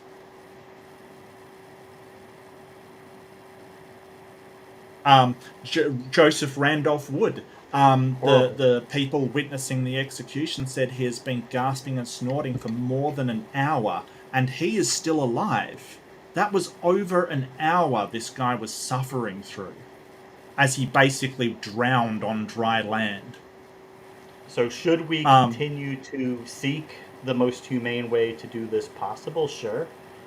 what is Is it? that? I don't know what that particularly is. Yeah, I would say, like you say, Is there a firing way to squad. execute someone humanely? I mean, look, you could have somebody blown apart by explosives. It would be incredibly brutal, but it would be instantaneous. But nobody wants to do that. There are ways to kill people No. instantly that cause no pain. It's just messy. We don't want to do that, so we try to thread this needle of killing people cleanly, humanely, and yeah, that's a messy process. We're not talking about something that's clean or yeah, it can be Well, my messy. point is we don't have to. We don't have to. This is something that you have decided that we need to do. So we've got to bear through this, and not to mention that putting the moral obligation, the moral burden on somebody else so we can feel better about the outcome.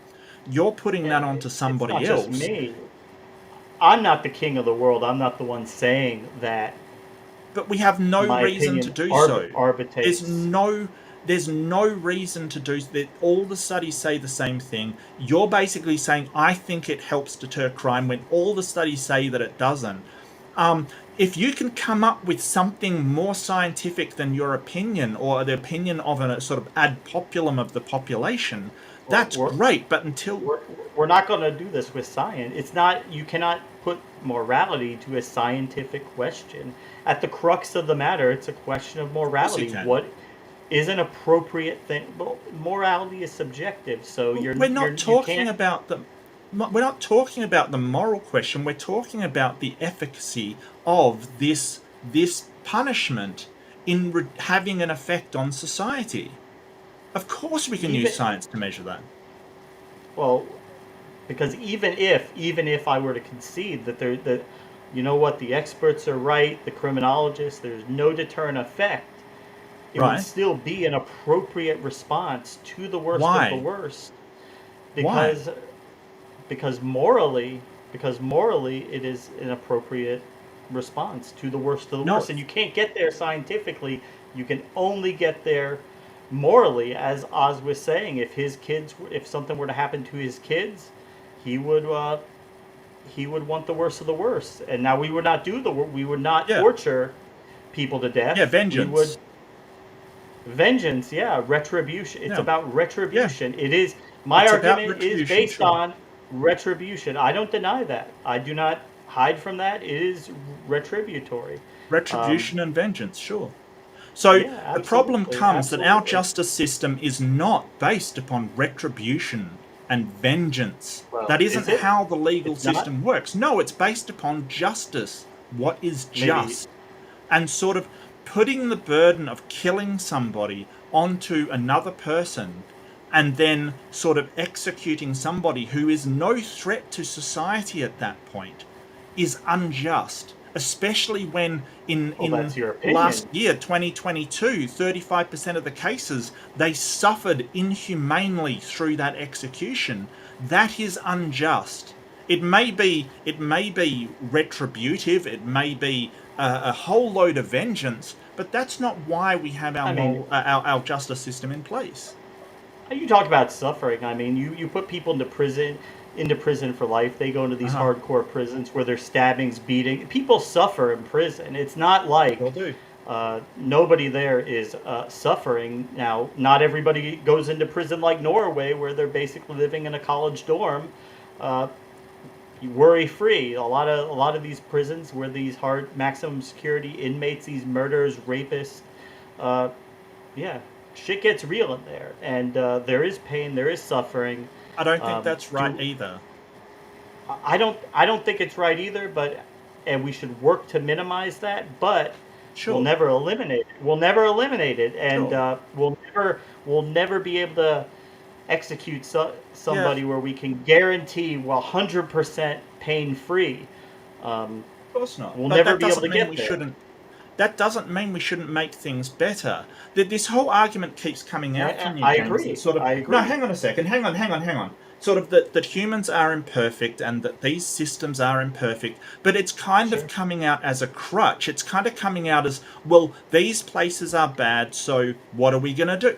We can always improve upon what we have. That's not Absolutely. an argument. And if we take some of the money that's keeping the death row system going by these multiple appeals and things, and then just put them in prison, subject them to the usual parole and examination of innocence process, rather than the death row process where super due diligence is exercised, then we could make the prison system better. But the whole idea Well, that, hey, no, I these don't agree bad with things that. happen, what are we going to do? So I don't accept that argument. if you want to make prison, and I agree, we should probably move prisons to a more humane model, to a more rehabilitative model, less punitive. But I Why? don't think If that. your Let's idea of no. Well, justice is hold on, Mark. okay. Let's let James finish. Well, because I think that would be better. I think that does probably have a reduced impact on crime. But what I'm talking about is these people who I'm labeling as irredeemable. These people who not only are they irredeemable, they should not be given a chance to redeem themselves. They are, for lack of a better term, human garbage. They have committed acts that are so vile and atrocious that you can't even say some of them. It's not all these cases where you mentioned where this guy, maybe he's innocent, maybe he's not. The court, it's not all cases like that. There's some really, really, really evil people on death row that there's no doubt about their guilt. People who have tortured children, and the idea that we should just, if you want to make prison a more rehabilitative place and you want to throw them in the mix of it, no, these people should be eliminated, and then you can focus on the people who are redeemable, who are fixable, who we do want to put back in society at some point. Well, number one, I don't think you can tell who's irredeemable. I will totally acknowledge there's some people that will not, sort of to a rehabilitative system. They will not be fixed by that, or there will not be a method in which we can redeem them, if you will. But sort of, human garbage, I think that's a bit of a stretch, and it's a bit of a colouring. It's an appeal to emotion. And yeah, there's evil people on death row, and putting them as evil people on maximum security. But I want to know why you think that the prison system should be improved at all. If vengeance and retribution is what you're after, there's no cause to make the prison system any better. And I don't understand why having innocent people killed through execution is acceptable, but having innocent people go into prison is not acceptable. Well, we know if we have prisons, there's going to be a risk innocent people go in them. If we have the death penalty, there's going to be a risk. I'm saying all the cases I've ever looked at, there's no doubt about guilt. It's not an issue. These people are 1,000% guilty. They have committed abominable, terrible crimes, and not only are they should not be given they don't deserve a chance to be redeemed. They through their conduct, they have not only forfeited their right to live freely among us, they have forfeited their right to live at all. We've taken away their freedom of these other people. We have removed their freedom and imprisoned them.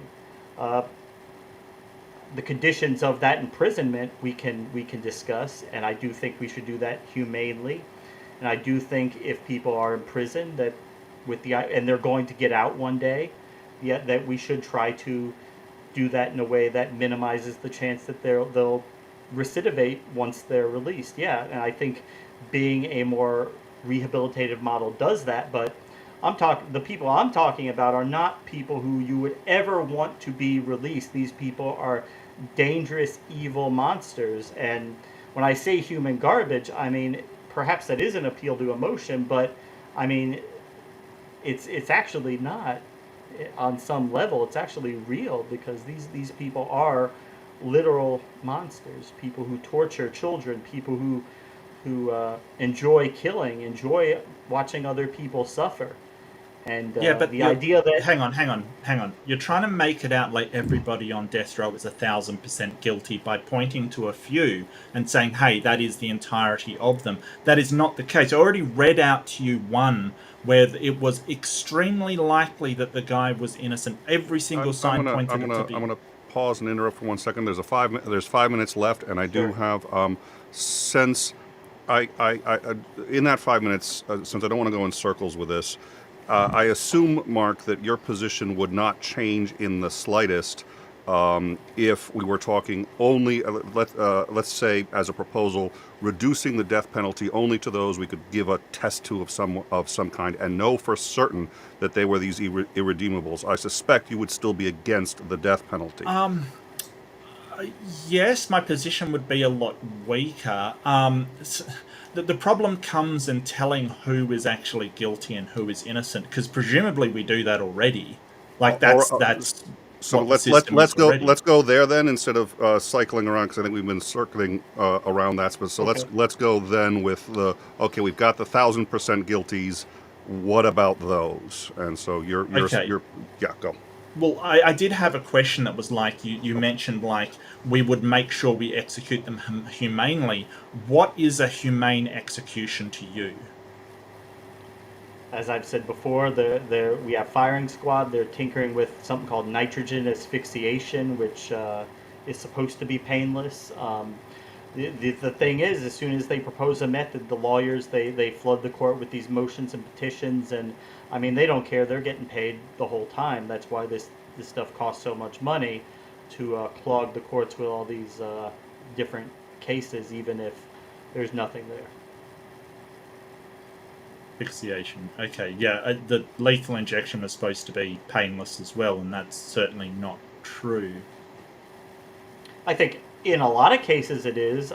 You could point to a few cases where there have been problems with it, but I don't think universally that it's a torturous the experience. problem comes that it usually has a 3-method system. The first injection is supposed to take away the pain. Second injection is supposed to paralyze the person, and the third is actually none of which are drugs. They're all listed as poison, so the FDA doesn't regulate them, I might add. But the third one's supposed to actually kill the person. The problem is that if they're paralyzed, they can't actually tell you if they're feeling any pain or not. So we literally don't know whether they are experiencing pain or not. Well, right, but we certainly have no reason to indicate that they are. I don't know if you've been under anesthesia. Because they're paralyzed. I have. There's something called anesthesia awareness where people remain awake. It happens. It's incredibly rare, but you know, would this happen? Could this happen? I mean, sure. We just don't have anything. All indications are that in the majority of these cases, there is no great deal of suffering, and in many cases, these people enjoy a death that is much more peaceful than they gave to their victims. We're being enjoy a death. They have a death that is much better. We're all going to die, Mark. We're all going to die, and in these cases, they have inflicted death. They have chosen themselves that someone else is going to die way before they should be dead, and decades later, we come along and we kill them, usually in a way that is much more peaceful than they inflicted upon their victims. So John Marion Grant, lethal injection. He was convulsing, straining, struggling to breathe, vomiting, took 21 minutes to die, and the autopsy showed he actually suffered a pulmonary edema rather than having the injection kill him. So that guy managed to enjoy his death, did he? I imagine not, but again, that's one case out of how many, and that's these cases. These executions have been tinkered by this process where we try to get closer to a more perfect, painless execution, and that process on goes. It continues. Well, the main reason they're stuffed up so often is because doctors will not perform executions. You know why? Right. Yeah, I know. I get it. They're philosophically opposed to it, and that's fine. It's against the Geneva Convention, correct? Right. So, great. Philosophically opposed to it, they won't do it. Yeah. Okay. So the doctors will only intervene when called in on a botched execution in order to alleviate the person's suffering before they actually leave leave this world. Yeah. Great. Wow. So maybe if they would have participated, maybe we could make the process better if they weren't philosophically opposed to it. They won't. No doctor. I understand that they won't. I'm not saying that they would, but yeah. Does it worry you that executions go against everything our medical institutions hold dear as far as life and the sanctity of life? I mean, we've made it a medical procedure. That's the modern world. It always we've tried to medicalize it try and make it as humane. It's not a medical procedure. It's not a medical procedure. They are drugs that give them. They are poisons. There is nothing medical about an execution. I don't know that that's the case. No, they're not FDA regulated. They Florida uses midazolam, which is a prescribed drug. I've taken it. It's not a poison.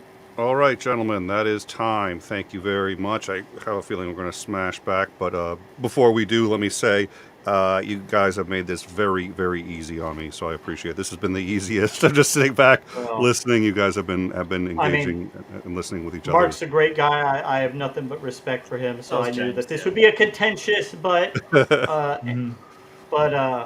because we do disagree stringently on this. But All right. Well, let's go. Since we're running a little late, let's go to the 5 minutes each. We will, unless there was another prearrangement, we will start with. You never knew what the fuck I would do, but now you know why you lied on the floor. You gotta let me do my transitions, bruh. I work hard on these things, bruh. It's okay. I don't care how late it is. I'm doing my transitions. Yeah, she worked hard on them. But it's a matter of getting back into it. And we do have a different format, but it's an exciting format. And the more doing this, and Jenna's tweaking things on the back end, I'm over here jotting notes. Right. It's only going to get more badass. It's only going to get more badass. So Yes. we'll make this quick. Jenna, your thoughts? This has been quite interesting. Okay. I'm just gonna handle backstage real quick, y'all. No, we is on. Y'all are backstage, and I can hear you guys talk. So you need to settle down. I'm sorry, it's gonna drive me crazy.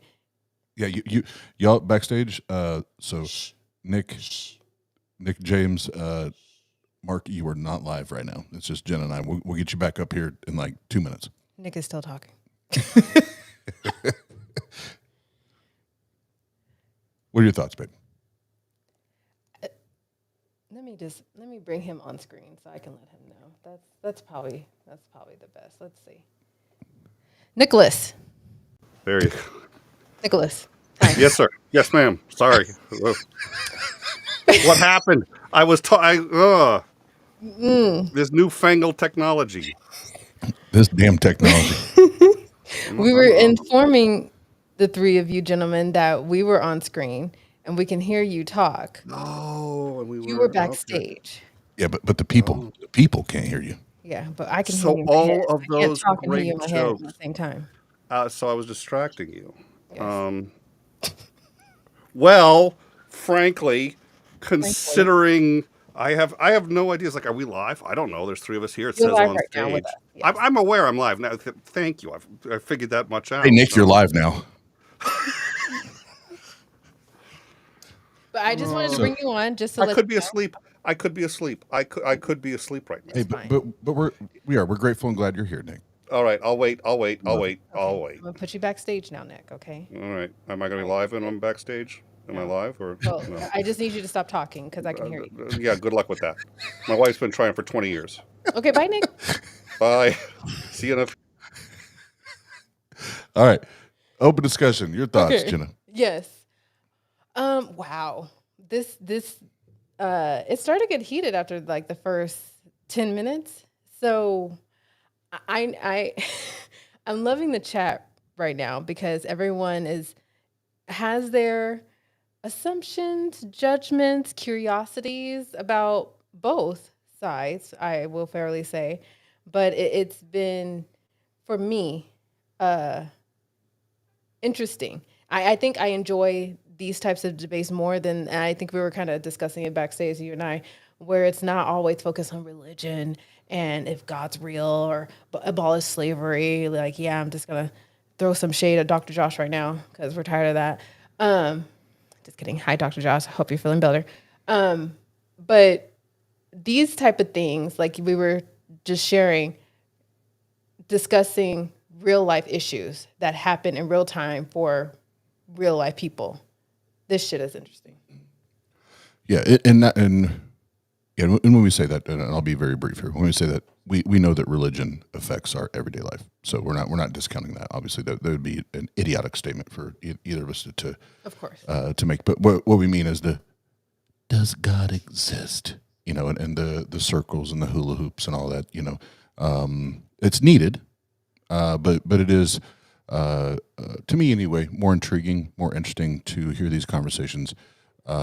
Because we don't have these on a regular basis, at least here, in our community. Like we hear the morality or origins, or does God exist? Yeah.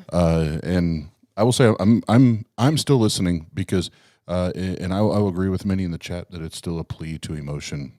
But 90% of the time, I say no, or I'm sorry, I say no. How do I say this?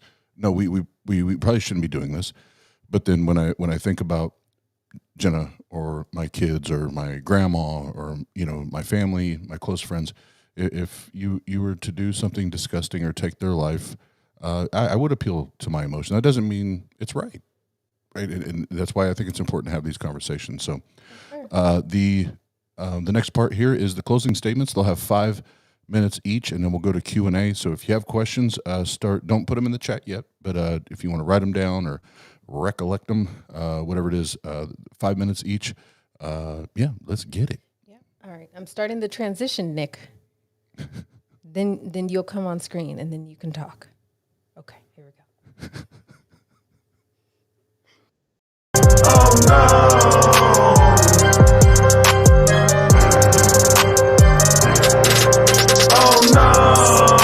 Friggin' writing a book or like, I don't know, spending time with the family or, no, I'm here because Dr. Josh can't make it.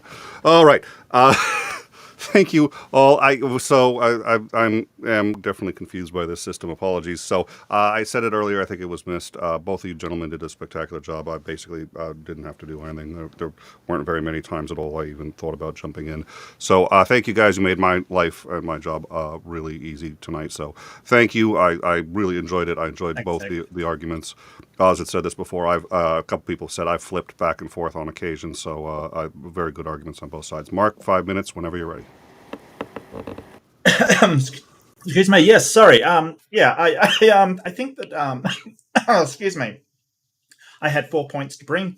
The first one was, of course, it doesn't do anything. I think I've demonstrated that through reports and statistical surveys. I love James, but all he's brought is sort of, well, I don't believe it to be true. Questioned the experts that do advise us in these matters. It's the same argument as you question, any field of study. They are soft sciences. I will acknowledge that. However, even soft sciences, things like psychology, sociology, they do inform us as to what moral questions should be. The death penalty is inhumane in the way that it is carried out, and you are putting the moral responsibility for someone killing somebody else onto somebody that did nothing. All they're doing is their job. Prison officers and these executioners who aren't doctors, they're not used to dealing with death and sort of assisted suicide and things like that. And they're going to make mistakes because they're not trained. There's a huge turnover through these people. Putting our moral responsibilities onto them is not acceptable. It's not acceptable at all. The third point I have, the financial cost, that's very apparent. We didn't really talk about that, but I do have the studies to back up that the financial cost is higher, and James acknowledged that. He also acknowledged, as my final point, that innocent people are killed. I don't know how you are supposed to take a moral standing when any innocent person is killed on death row, and we know that it happens. People who are innocent, like the case that I brought up, everything points to them being innocent. They were executed in 2020. There's no justification for this in our society. At least if somebody is put into a prison, when they're put into a prison, we can release them, compensate them. It's not optimal, obviously. Ideally, we'd want to not find them guilty at all, but unfortunately, these things do happen. When we execute somebody, there is nothing we can do afterwards. We can maybe compensate the family, but an innocent person has been killed. It is something in legal terms called the remedy. What is the remedy to this solution, to a miscarriage of justice? And unfortunately, the death penalty has no real remedy because it is irreversible. There's nothing we can do to reverse the outcome. Whereas somebody locked up, we can release them.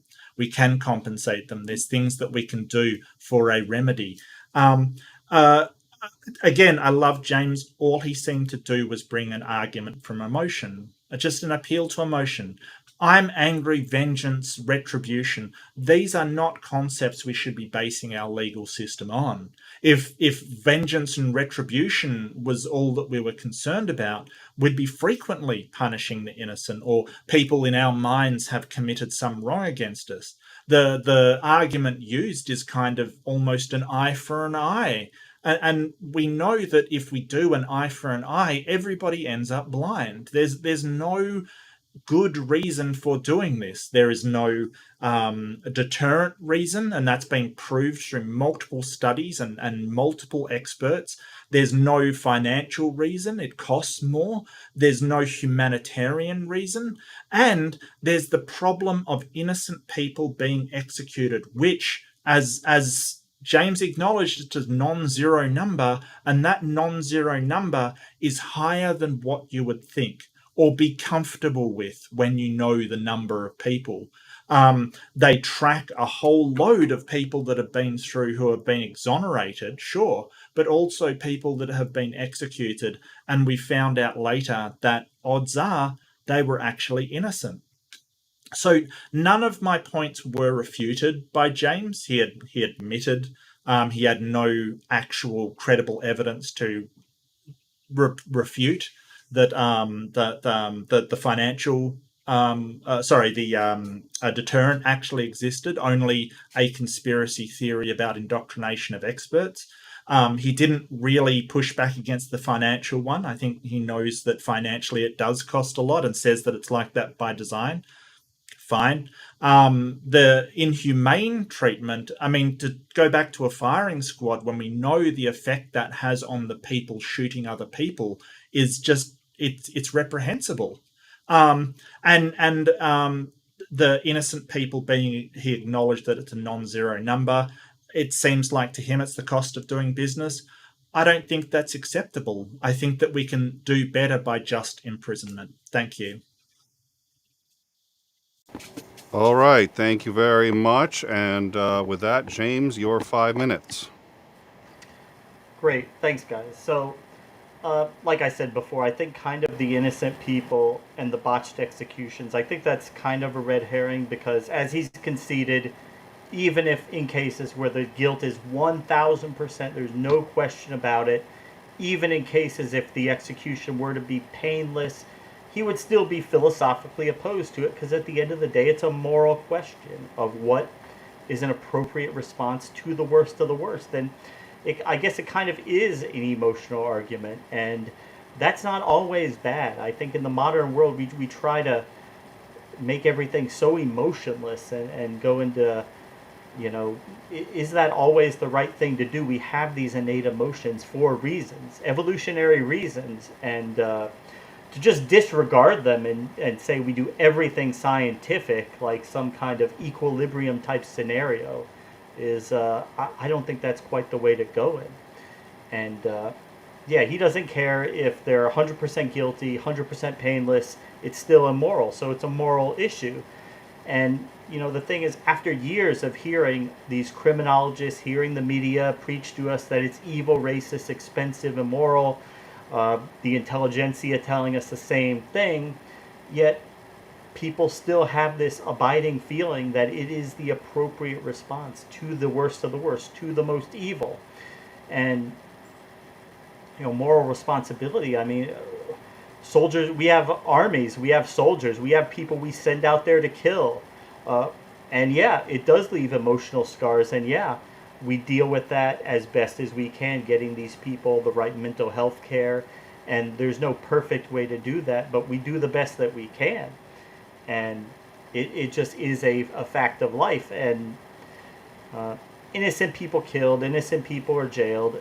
Yeah, it happens. There are innocent people who will spend the rest of their life in prison because nobody's looking at their cases, because nobody cares about them. And that's horrible. But the only way to eliminate that would be to not imprison anybody.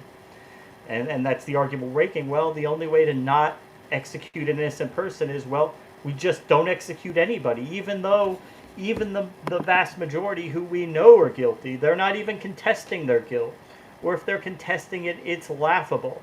It's ridiculous. Like the guy I mentioned before, John Wayne Gacy, saying the 33 bodies buried under his house. It must have been his employees doing it while he was away. He didn't know anything about it, despite the fact he was seen with the final victim, who is a 14-year-old boy, I believe, and who was tortured, raped, brutally killed by this monster. Then he's fine with this guy sitting in a cell, painting, having sex with his cellmate, whatever.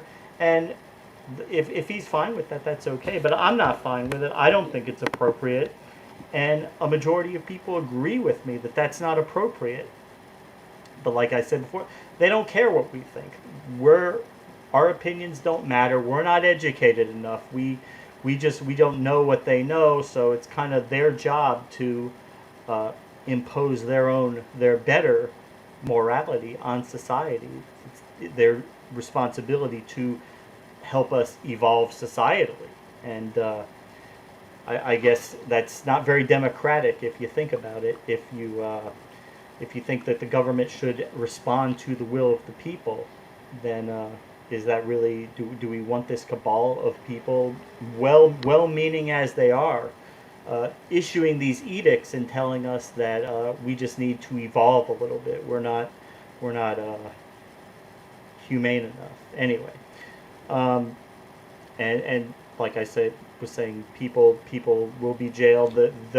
Someone who is in prison the rest of their life and dies in prison, there's nothing you can do for them. It's the same scenario. It's not irreversible under all circumstances. And, this is vengeance and retribution, but it's through a legal process. These people are duly convicted and sentenced by courts of law. This is not mob justice. This is not vigilantism. This is a legal process where you have charges brought before a duly constituted court of law. You have a neutrally appointed judge. You have sentences that are rendered. You have detailed orders that are submitted to appellate courts who can scrutinize all the factors leading to conviction, who can scrutinize all the factors leading to imposition of sentence, and they can and they will reduce sentences if it is deemed to be appropriate. Numerous rounds of appeals, and these sentences are not carried out due to financial reasons. Well, I mean, we probably, a lot of these appeals probably could be done away with, and the process could be made a lot more. It's time. Way over time. Yeah. It's time. Sorry. Did I go over? You did. Sorry, but we were. Apparently, I'm not allowed to speak anymore unless Her Highness says it's. Oh, sorry. I looked and it said I had 2 minutes, and then it went down to 0. I'm sorry. That may have been. Yeah, time will do that.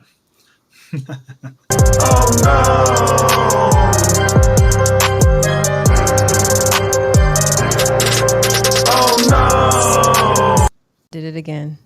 Oops, I did it again. Yes, be mindful of watching the time. But yes, did to go slight over, but you're okay, James. So we'll go ahead and take a hard transition now to Q&A. And Nick, I can hear you. I can hear you, Nick. Nick, you're not live. Nick. Oh my God. Okay. Hard transition. Q&A. Let's go.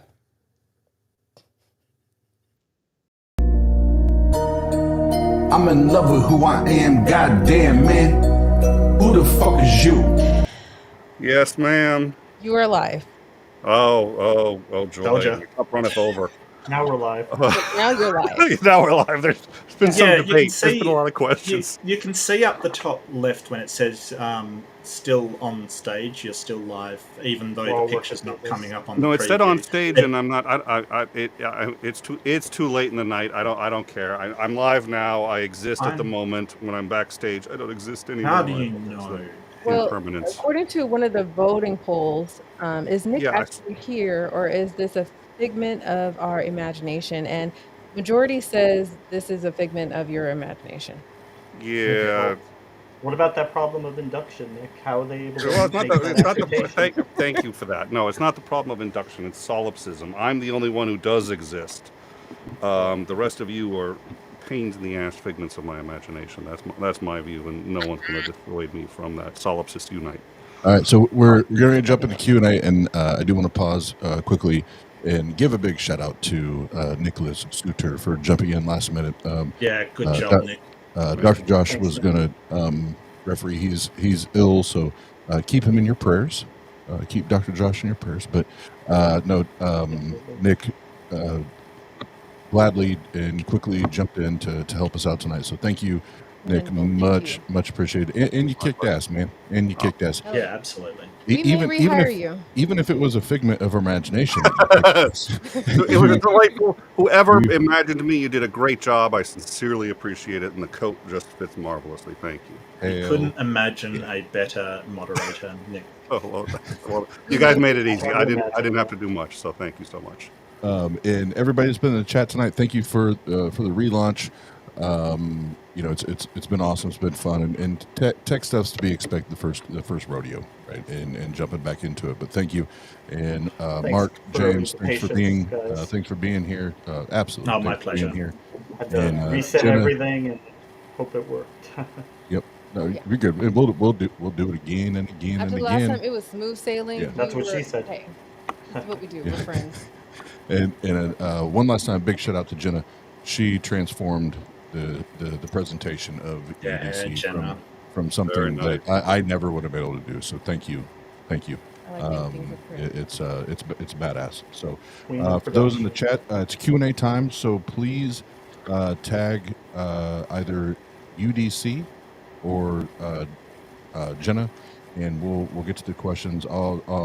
Jenna, you can run with the I'll run with the questions. questions. Go ahead and tag UDC. That's a hell of a lot easier than trying to tag my name. That's true. Trust me. Yeah, tag UDC, and we'll do that.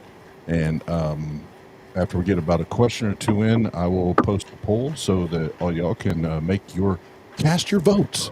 But take it away, babe. Take it away. Yeah. Get First our- question here from Stephanie. our Should most questions of life and death be decided by... I can't. Plebiscite.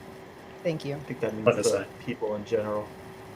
Yeah, so plebiscite is basically a survey of the people in general, essentially. Kind of like a referendum, but in my country, a referendum has to be acted upon. A plebiscite is just a general sort of polling of the community in general. Do we just talk about Is this for question, anybody in or- particular, or? No, I mean, if they have a particular question for either one of you, you both can answer, so it's free. Okay. Well, no, absolutely not. We should not decide questions of life and death by a plebiscite. That would encourage A, tyranny by the majority, and B, we can't establish that people will have a good understanding of the processes. So I think that the way that democracy works very well is basically electing your people to represent you, and they establish the stuff. No, we shouldn't do life and death decisions by plebiscite. That's a horrible choice. I mean, it was favorable to invade Iraq, for instance, and invade Vietnam and things like this. We should not make those decisions based upon just polling the average person. And real quick, James, before you respond, anybody, if you're asking a question in the chat, I do ask that each question you do try to aim it at one person, just so we can keep the answers and everything as quick and concise as possible moving forward. And that's my fault for not being specific there. But yeah, go ahead, James. So, in terms of just deciding the values that you want society to live by, I think to say that we don't take what people think, how the public feel about something, we just cast that off to the side. That's not very democratic, but we're not talking about taking an individual case and have sentencing by call-in.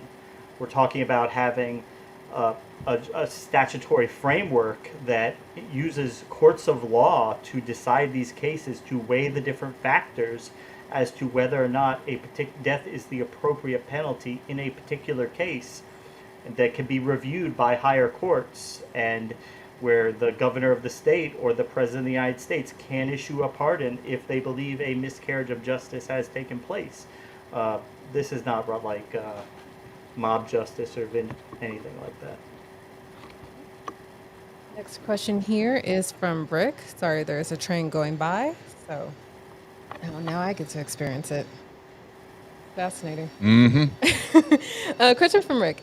Is the death penalty a sufficient penalty to deter crime? It appears the answer is no.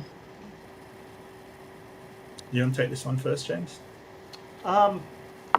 Well, again, so as I've said, even if that were the case, I do still think it's a moral question. Um, yeah, I don't know that it necessarily has no effect on it, even though, of course, he's going to cite all the studies that say it doesn't. Even if that were the case, it would still be morally a question of morality. Yeah, it doesn't deter crime.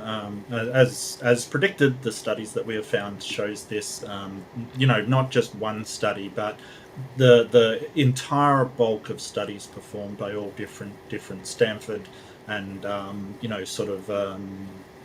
the National Archives. Just every single study performed. There hasn't been one that's shown that the death penalty is an effective deterrent to crime. And most of them don't show that it's a deterrent to crime at all. So, yeah, the answer to that is a strong no. Sorry. You blow it. Yep. Okay. This is from Pat Lowenjor. This may be for James. Does James believe in inalienable rights? Well, the concept of inalienable rights, sure, but who decides what those rights are? In the United States, those are decided by our Constitution, which specifically affirms the death penalty. It specifically says it is a lawful penalty that can be applied. Yeah, each country determines that what rights people have for themselves through structures of their own law. But in the United States, it is the Constitution is where we get our rights from, and an absolute right to life is not contained there. And this particular question has been a big viewer highlight the whole night. This comes from Shane Billowitz. Is James just taking this position for the sake of the debate? No, I'm not. I do really believe that the death penalty is at some point is appropriate at some times. You know, trying to find a point where I disagree with Mark. I probably agree with Mark 90% of the time, but we had to find something that we had a difference of opinion on, and yeah. Let me see. Thank you for that. Question also for James from Air. Is evolution of moral values a bad thing? It was once morally okay to own people as property. We evolved out of that. Well, yeah, in the United States, that was done by amending the Constitution through the democratic process. It's very difficult to amend the Constitution. It requires uh, majority votes in Congress and assent of 3/4 of the states. But we did that. If you think it is absolutely immoral to execute people no matter what, I suggest you can go through that amendment process and you could put it in the Constitution, and then that would be the law of the land. It would be almost impossible to undo that, but as of yet, that hasn't been done. Another one here from Shane Billowitz.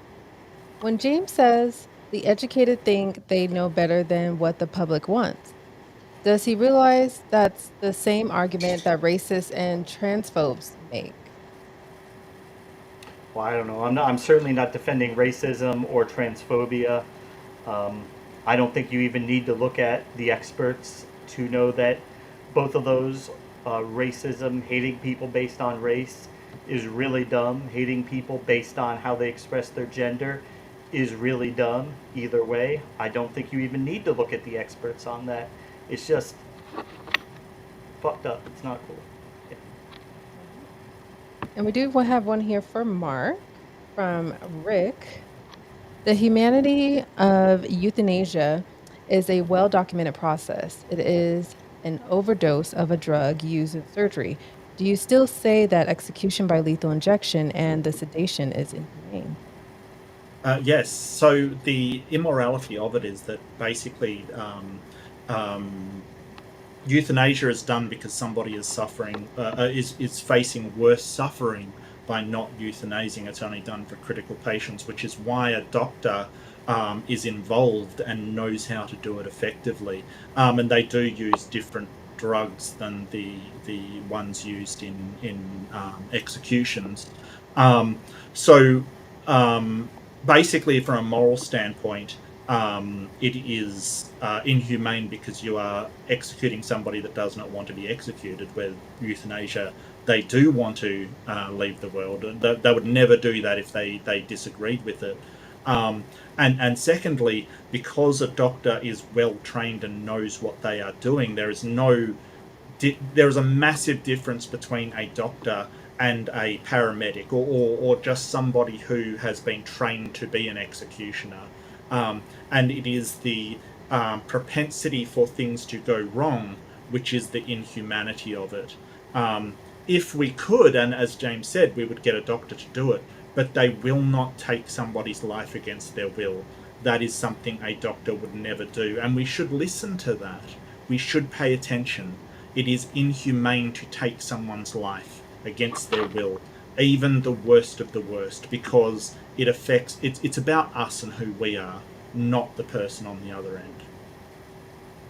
Very good, thank you. And as I think I have one or two more questions coming in, but I'll take a brief pause to highlight Amy Newman's channel. Obviously, we know James W is a co-host for Amy Newman's channel. She is going to be hosting a debate after party in around like 15 minutes or so.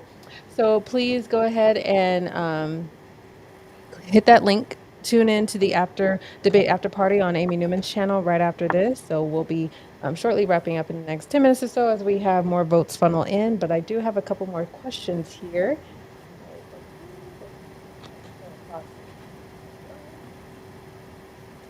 Here we go. Another one here from James Billowitz. Or James Billowitz. Wow. I was reading the question as I was reading his name. Shane Billowitz, no relation. It is for James. When James says they are teaching their agenda that the death penalty is wrong in universities, who does he mean? He mentioned liberal California. Does he mean liberals, feminists, the left? I mean, I don't think it's a great stretch to say that California is a left-leaning state. They're not a conservative state. In 2016, they voted for Hillary Clinton by 30 points. In that same election, it was a small majority, but a majority voted to speed up executions. They had the chance to abolish the death penalty. They said no. They had the chance to speed up executions. They said yes. This is not. Now, if I told you that a state like Alabama or Mississippi did that, you would blow that off and say, well, who cares what they think? That's a Trump state, that's the South. But California, that's a different, whole different set of facts here. It's not just something that the people on the far right think. It does intersect a lot, much greater than that. Good. Presently, that's all the questions I have now. So we'll give just a couple more minutes for people to take their time and vote. Vote, goddammit. There's 20 viewers. There was slightly more, so we've been doing good for viewership this evening. Thank you so much. For the first one, yeah, for sure. For the first one, thank you. Thank you, Yeah. everybody. Thank you so much. Please go ahead and cast your votes. We'll take a few more minutes so we can go ahead and decide the winner of tonight's debate. Shane Billowitz is coming in strong with another question for James. Looks like you didn't answer a portion of his earlier question. The question was, who are they? Who are they? I don't know. People on the left? You mean people in the universities? People, a lot of them are very fine people like Mark who believe this as a philosophical issue, and they want to present that to their students, and a lot of their students pick up on that. That's just the instructor-student dichotomy that happens a lot. And Can I respond to that because he mentioned me? Yeah, go ahead. Sure. You did mention me. Yeah, it's not just a philosophical issue. It's also a financial issue. It's also a moral issue. It's also a sort of humanitarian issue. So yeah, I will push back on that. I'm sorry. But as I've said, even if all those concerns were addressed, we would still strip it down to the moral issue, right?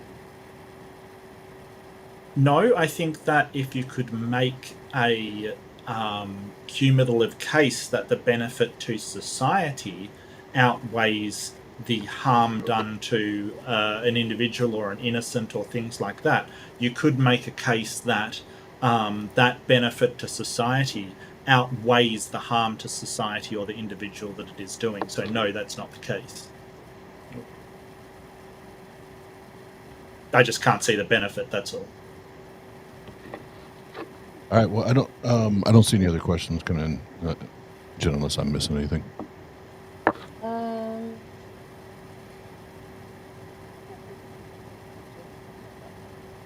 And Shane's just going off the mouth. Shane's popping off. So let's do two more, and then that way we can get to the to the outro here. I do see one from Bimsy, so let's give Bimsy a chance here. So, what is your take on death penalty still being used under the international war crime? Didn't address either Mark or James, so you both can answer. I wasn't aware they still did have the death penalty for international war crimes. I'd like to know what country, or whether it's so usually the international sort of body doesn't implement sentences and things. I think that their thing is imprisonment as well. Like there can be 2 sentences. I'm not 100% sure on that. You'd have to tell me though. Yep, and that was meant for Mark. Bimsy. Okay. Clarified. I think there was one. Leo didn't really have a question. He just had a statement. Okay. Final one. It is from Shane Billets again. He is. Shane's getting at it. He's getting at it. You could go to the after show. Says, educated think they know better than what the public wants about gender roles. What would James's objection be? That's the same argument he's making. How does how somebody else expresses their gender affect you? Why would you ever want to hate somebody based on how they want their gender to be expressed and recognized? There's no reason for it, regardless of what any experts say. And I will also say that after this, we're headed over to Amy Newman's channel, where James is also co-hosting. You can get out and let your I sound like I'm about to give a voting speech, but you can show up and let your voice be heard. Ask all the questions, and get real-time answers from either James or Mark. But in the meantime, and we posted the link for Amy's channel there if you're not already subscribed, which if you're not, I don't know, you've been living under a rock. But Leo had a question. Let's do one because Leo didn't get a question. So let's let Leo get that question. Yeah, fair enough. Fair enough. Yeah. Jane, settle down. Okay. Leo's actual question. I'd like clarification if I could. Does he think academic instructors or university professors are left biased, or that this is being imparted to pupils? Yeah, I think it's beyond question that there is a left-wing bias at most universities, and that does impart its way onto the students. Now, not everybody stays left-wing. People tend to, as they grow, as they get older, become a little bit more conservative. But yeah, especially people right out of college tend to be more left. I don't think that's really up for contention. Okay, and like I said, we're surely headed over to Amy's channel. We can get right back into this, and others can be live and ask their questions as well. But as it stands, Tallying votes. Ladies and gentlemen, boys and girls of all ages, to the millions and millions watching and listening across the world, the winner at 83% to 17% on 12 votes is Mark Reid.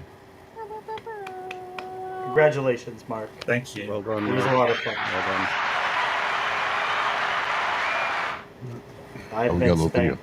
Here it comes. Here it comes. You ready? You ready? You ready? You better dance, Mark.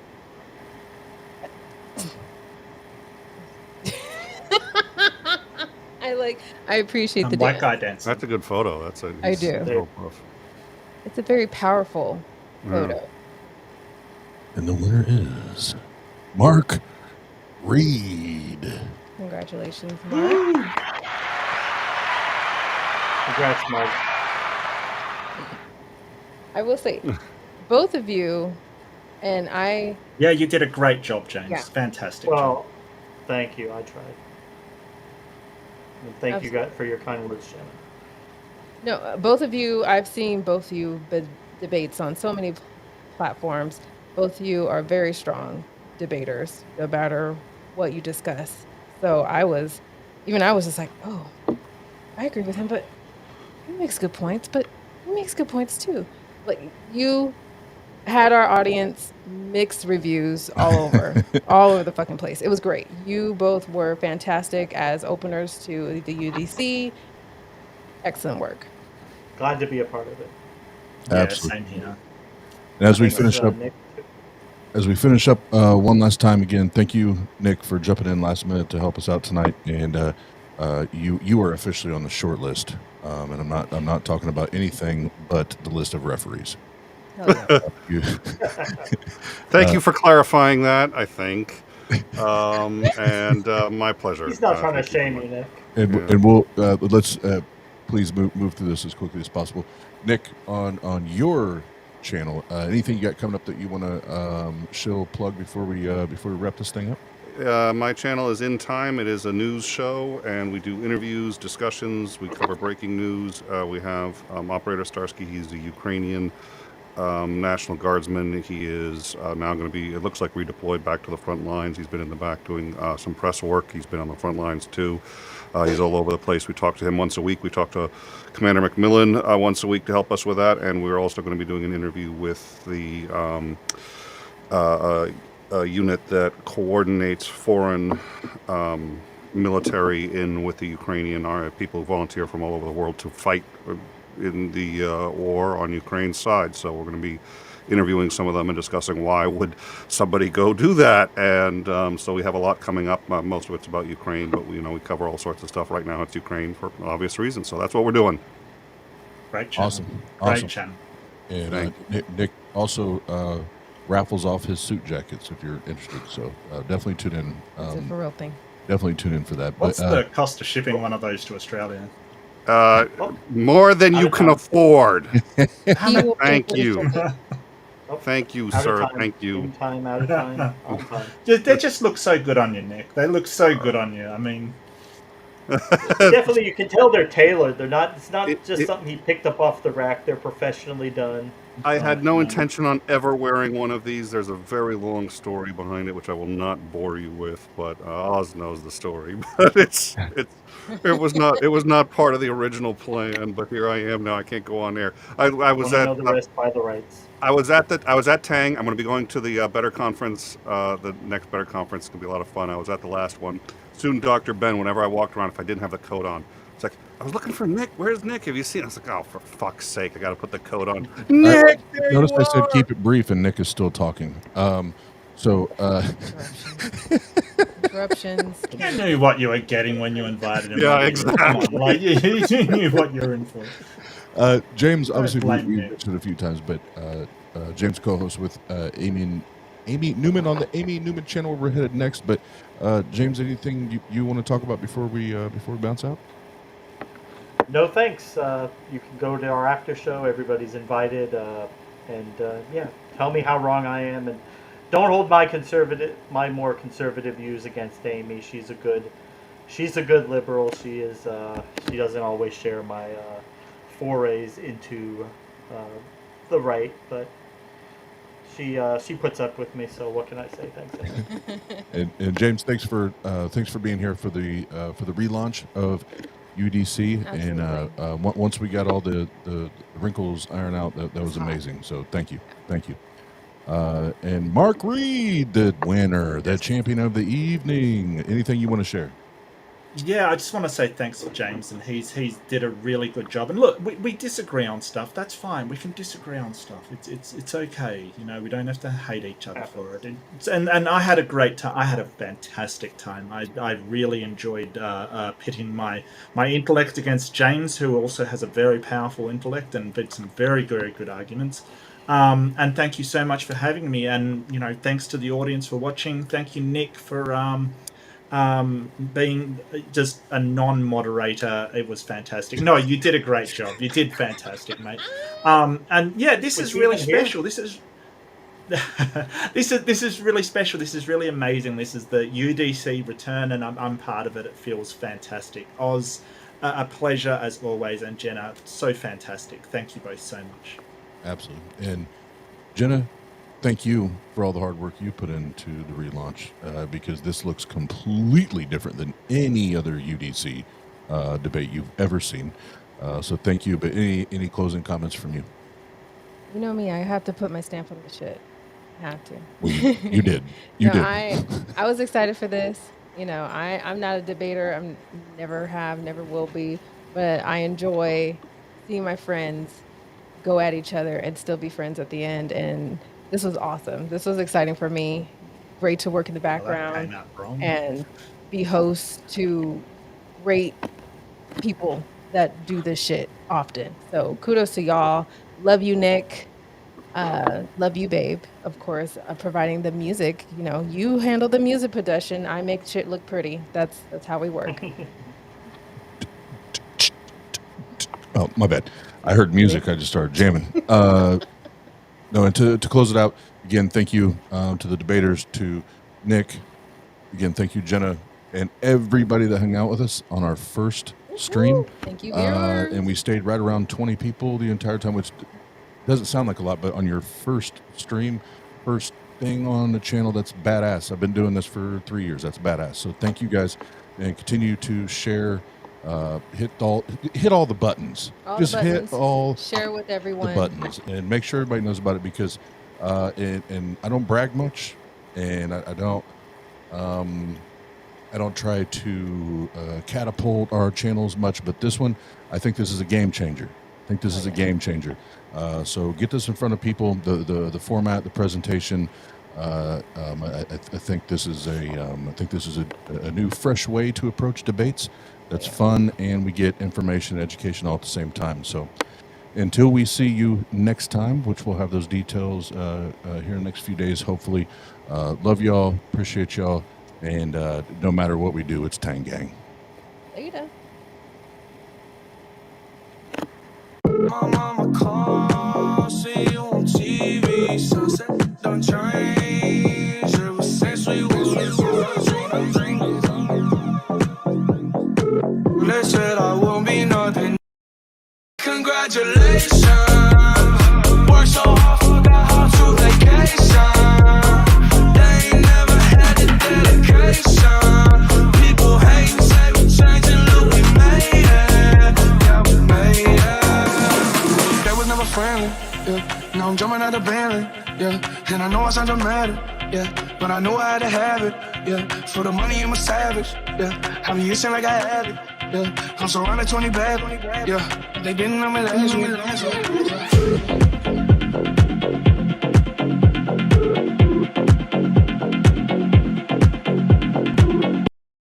Congratulations.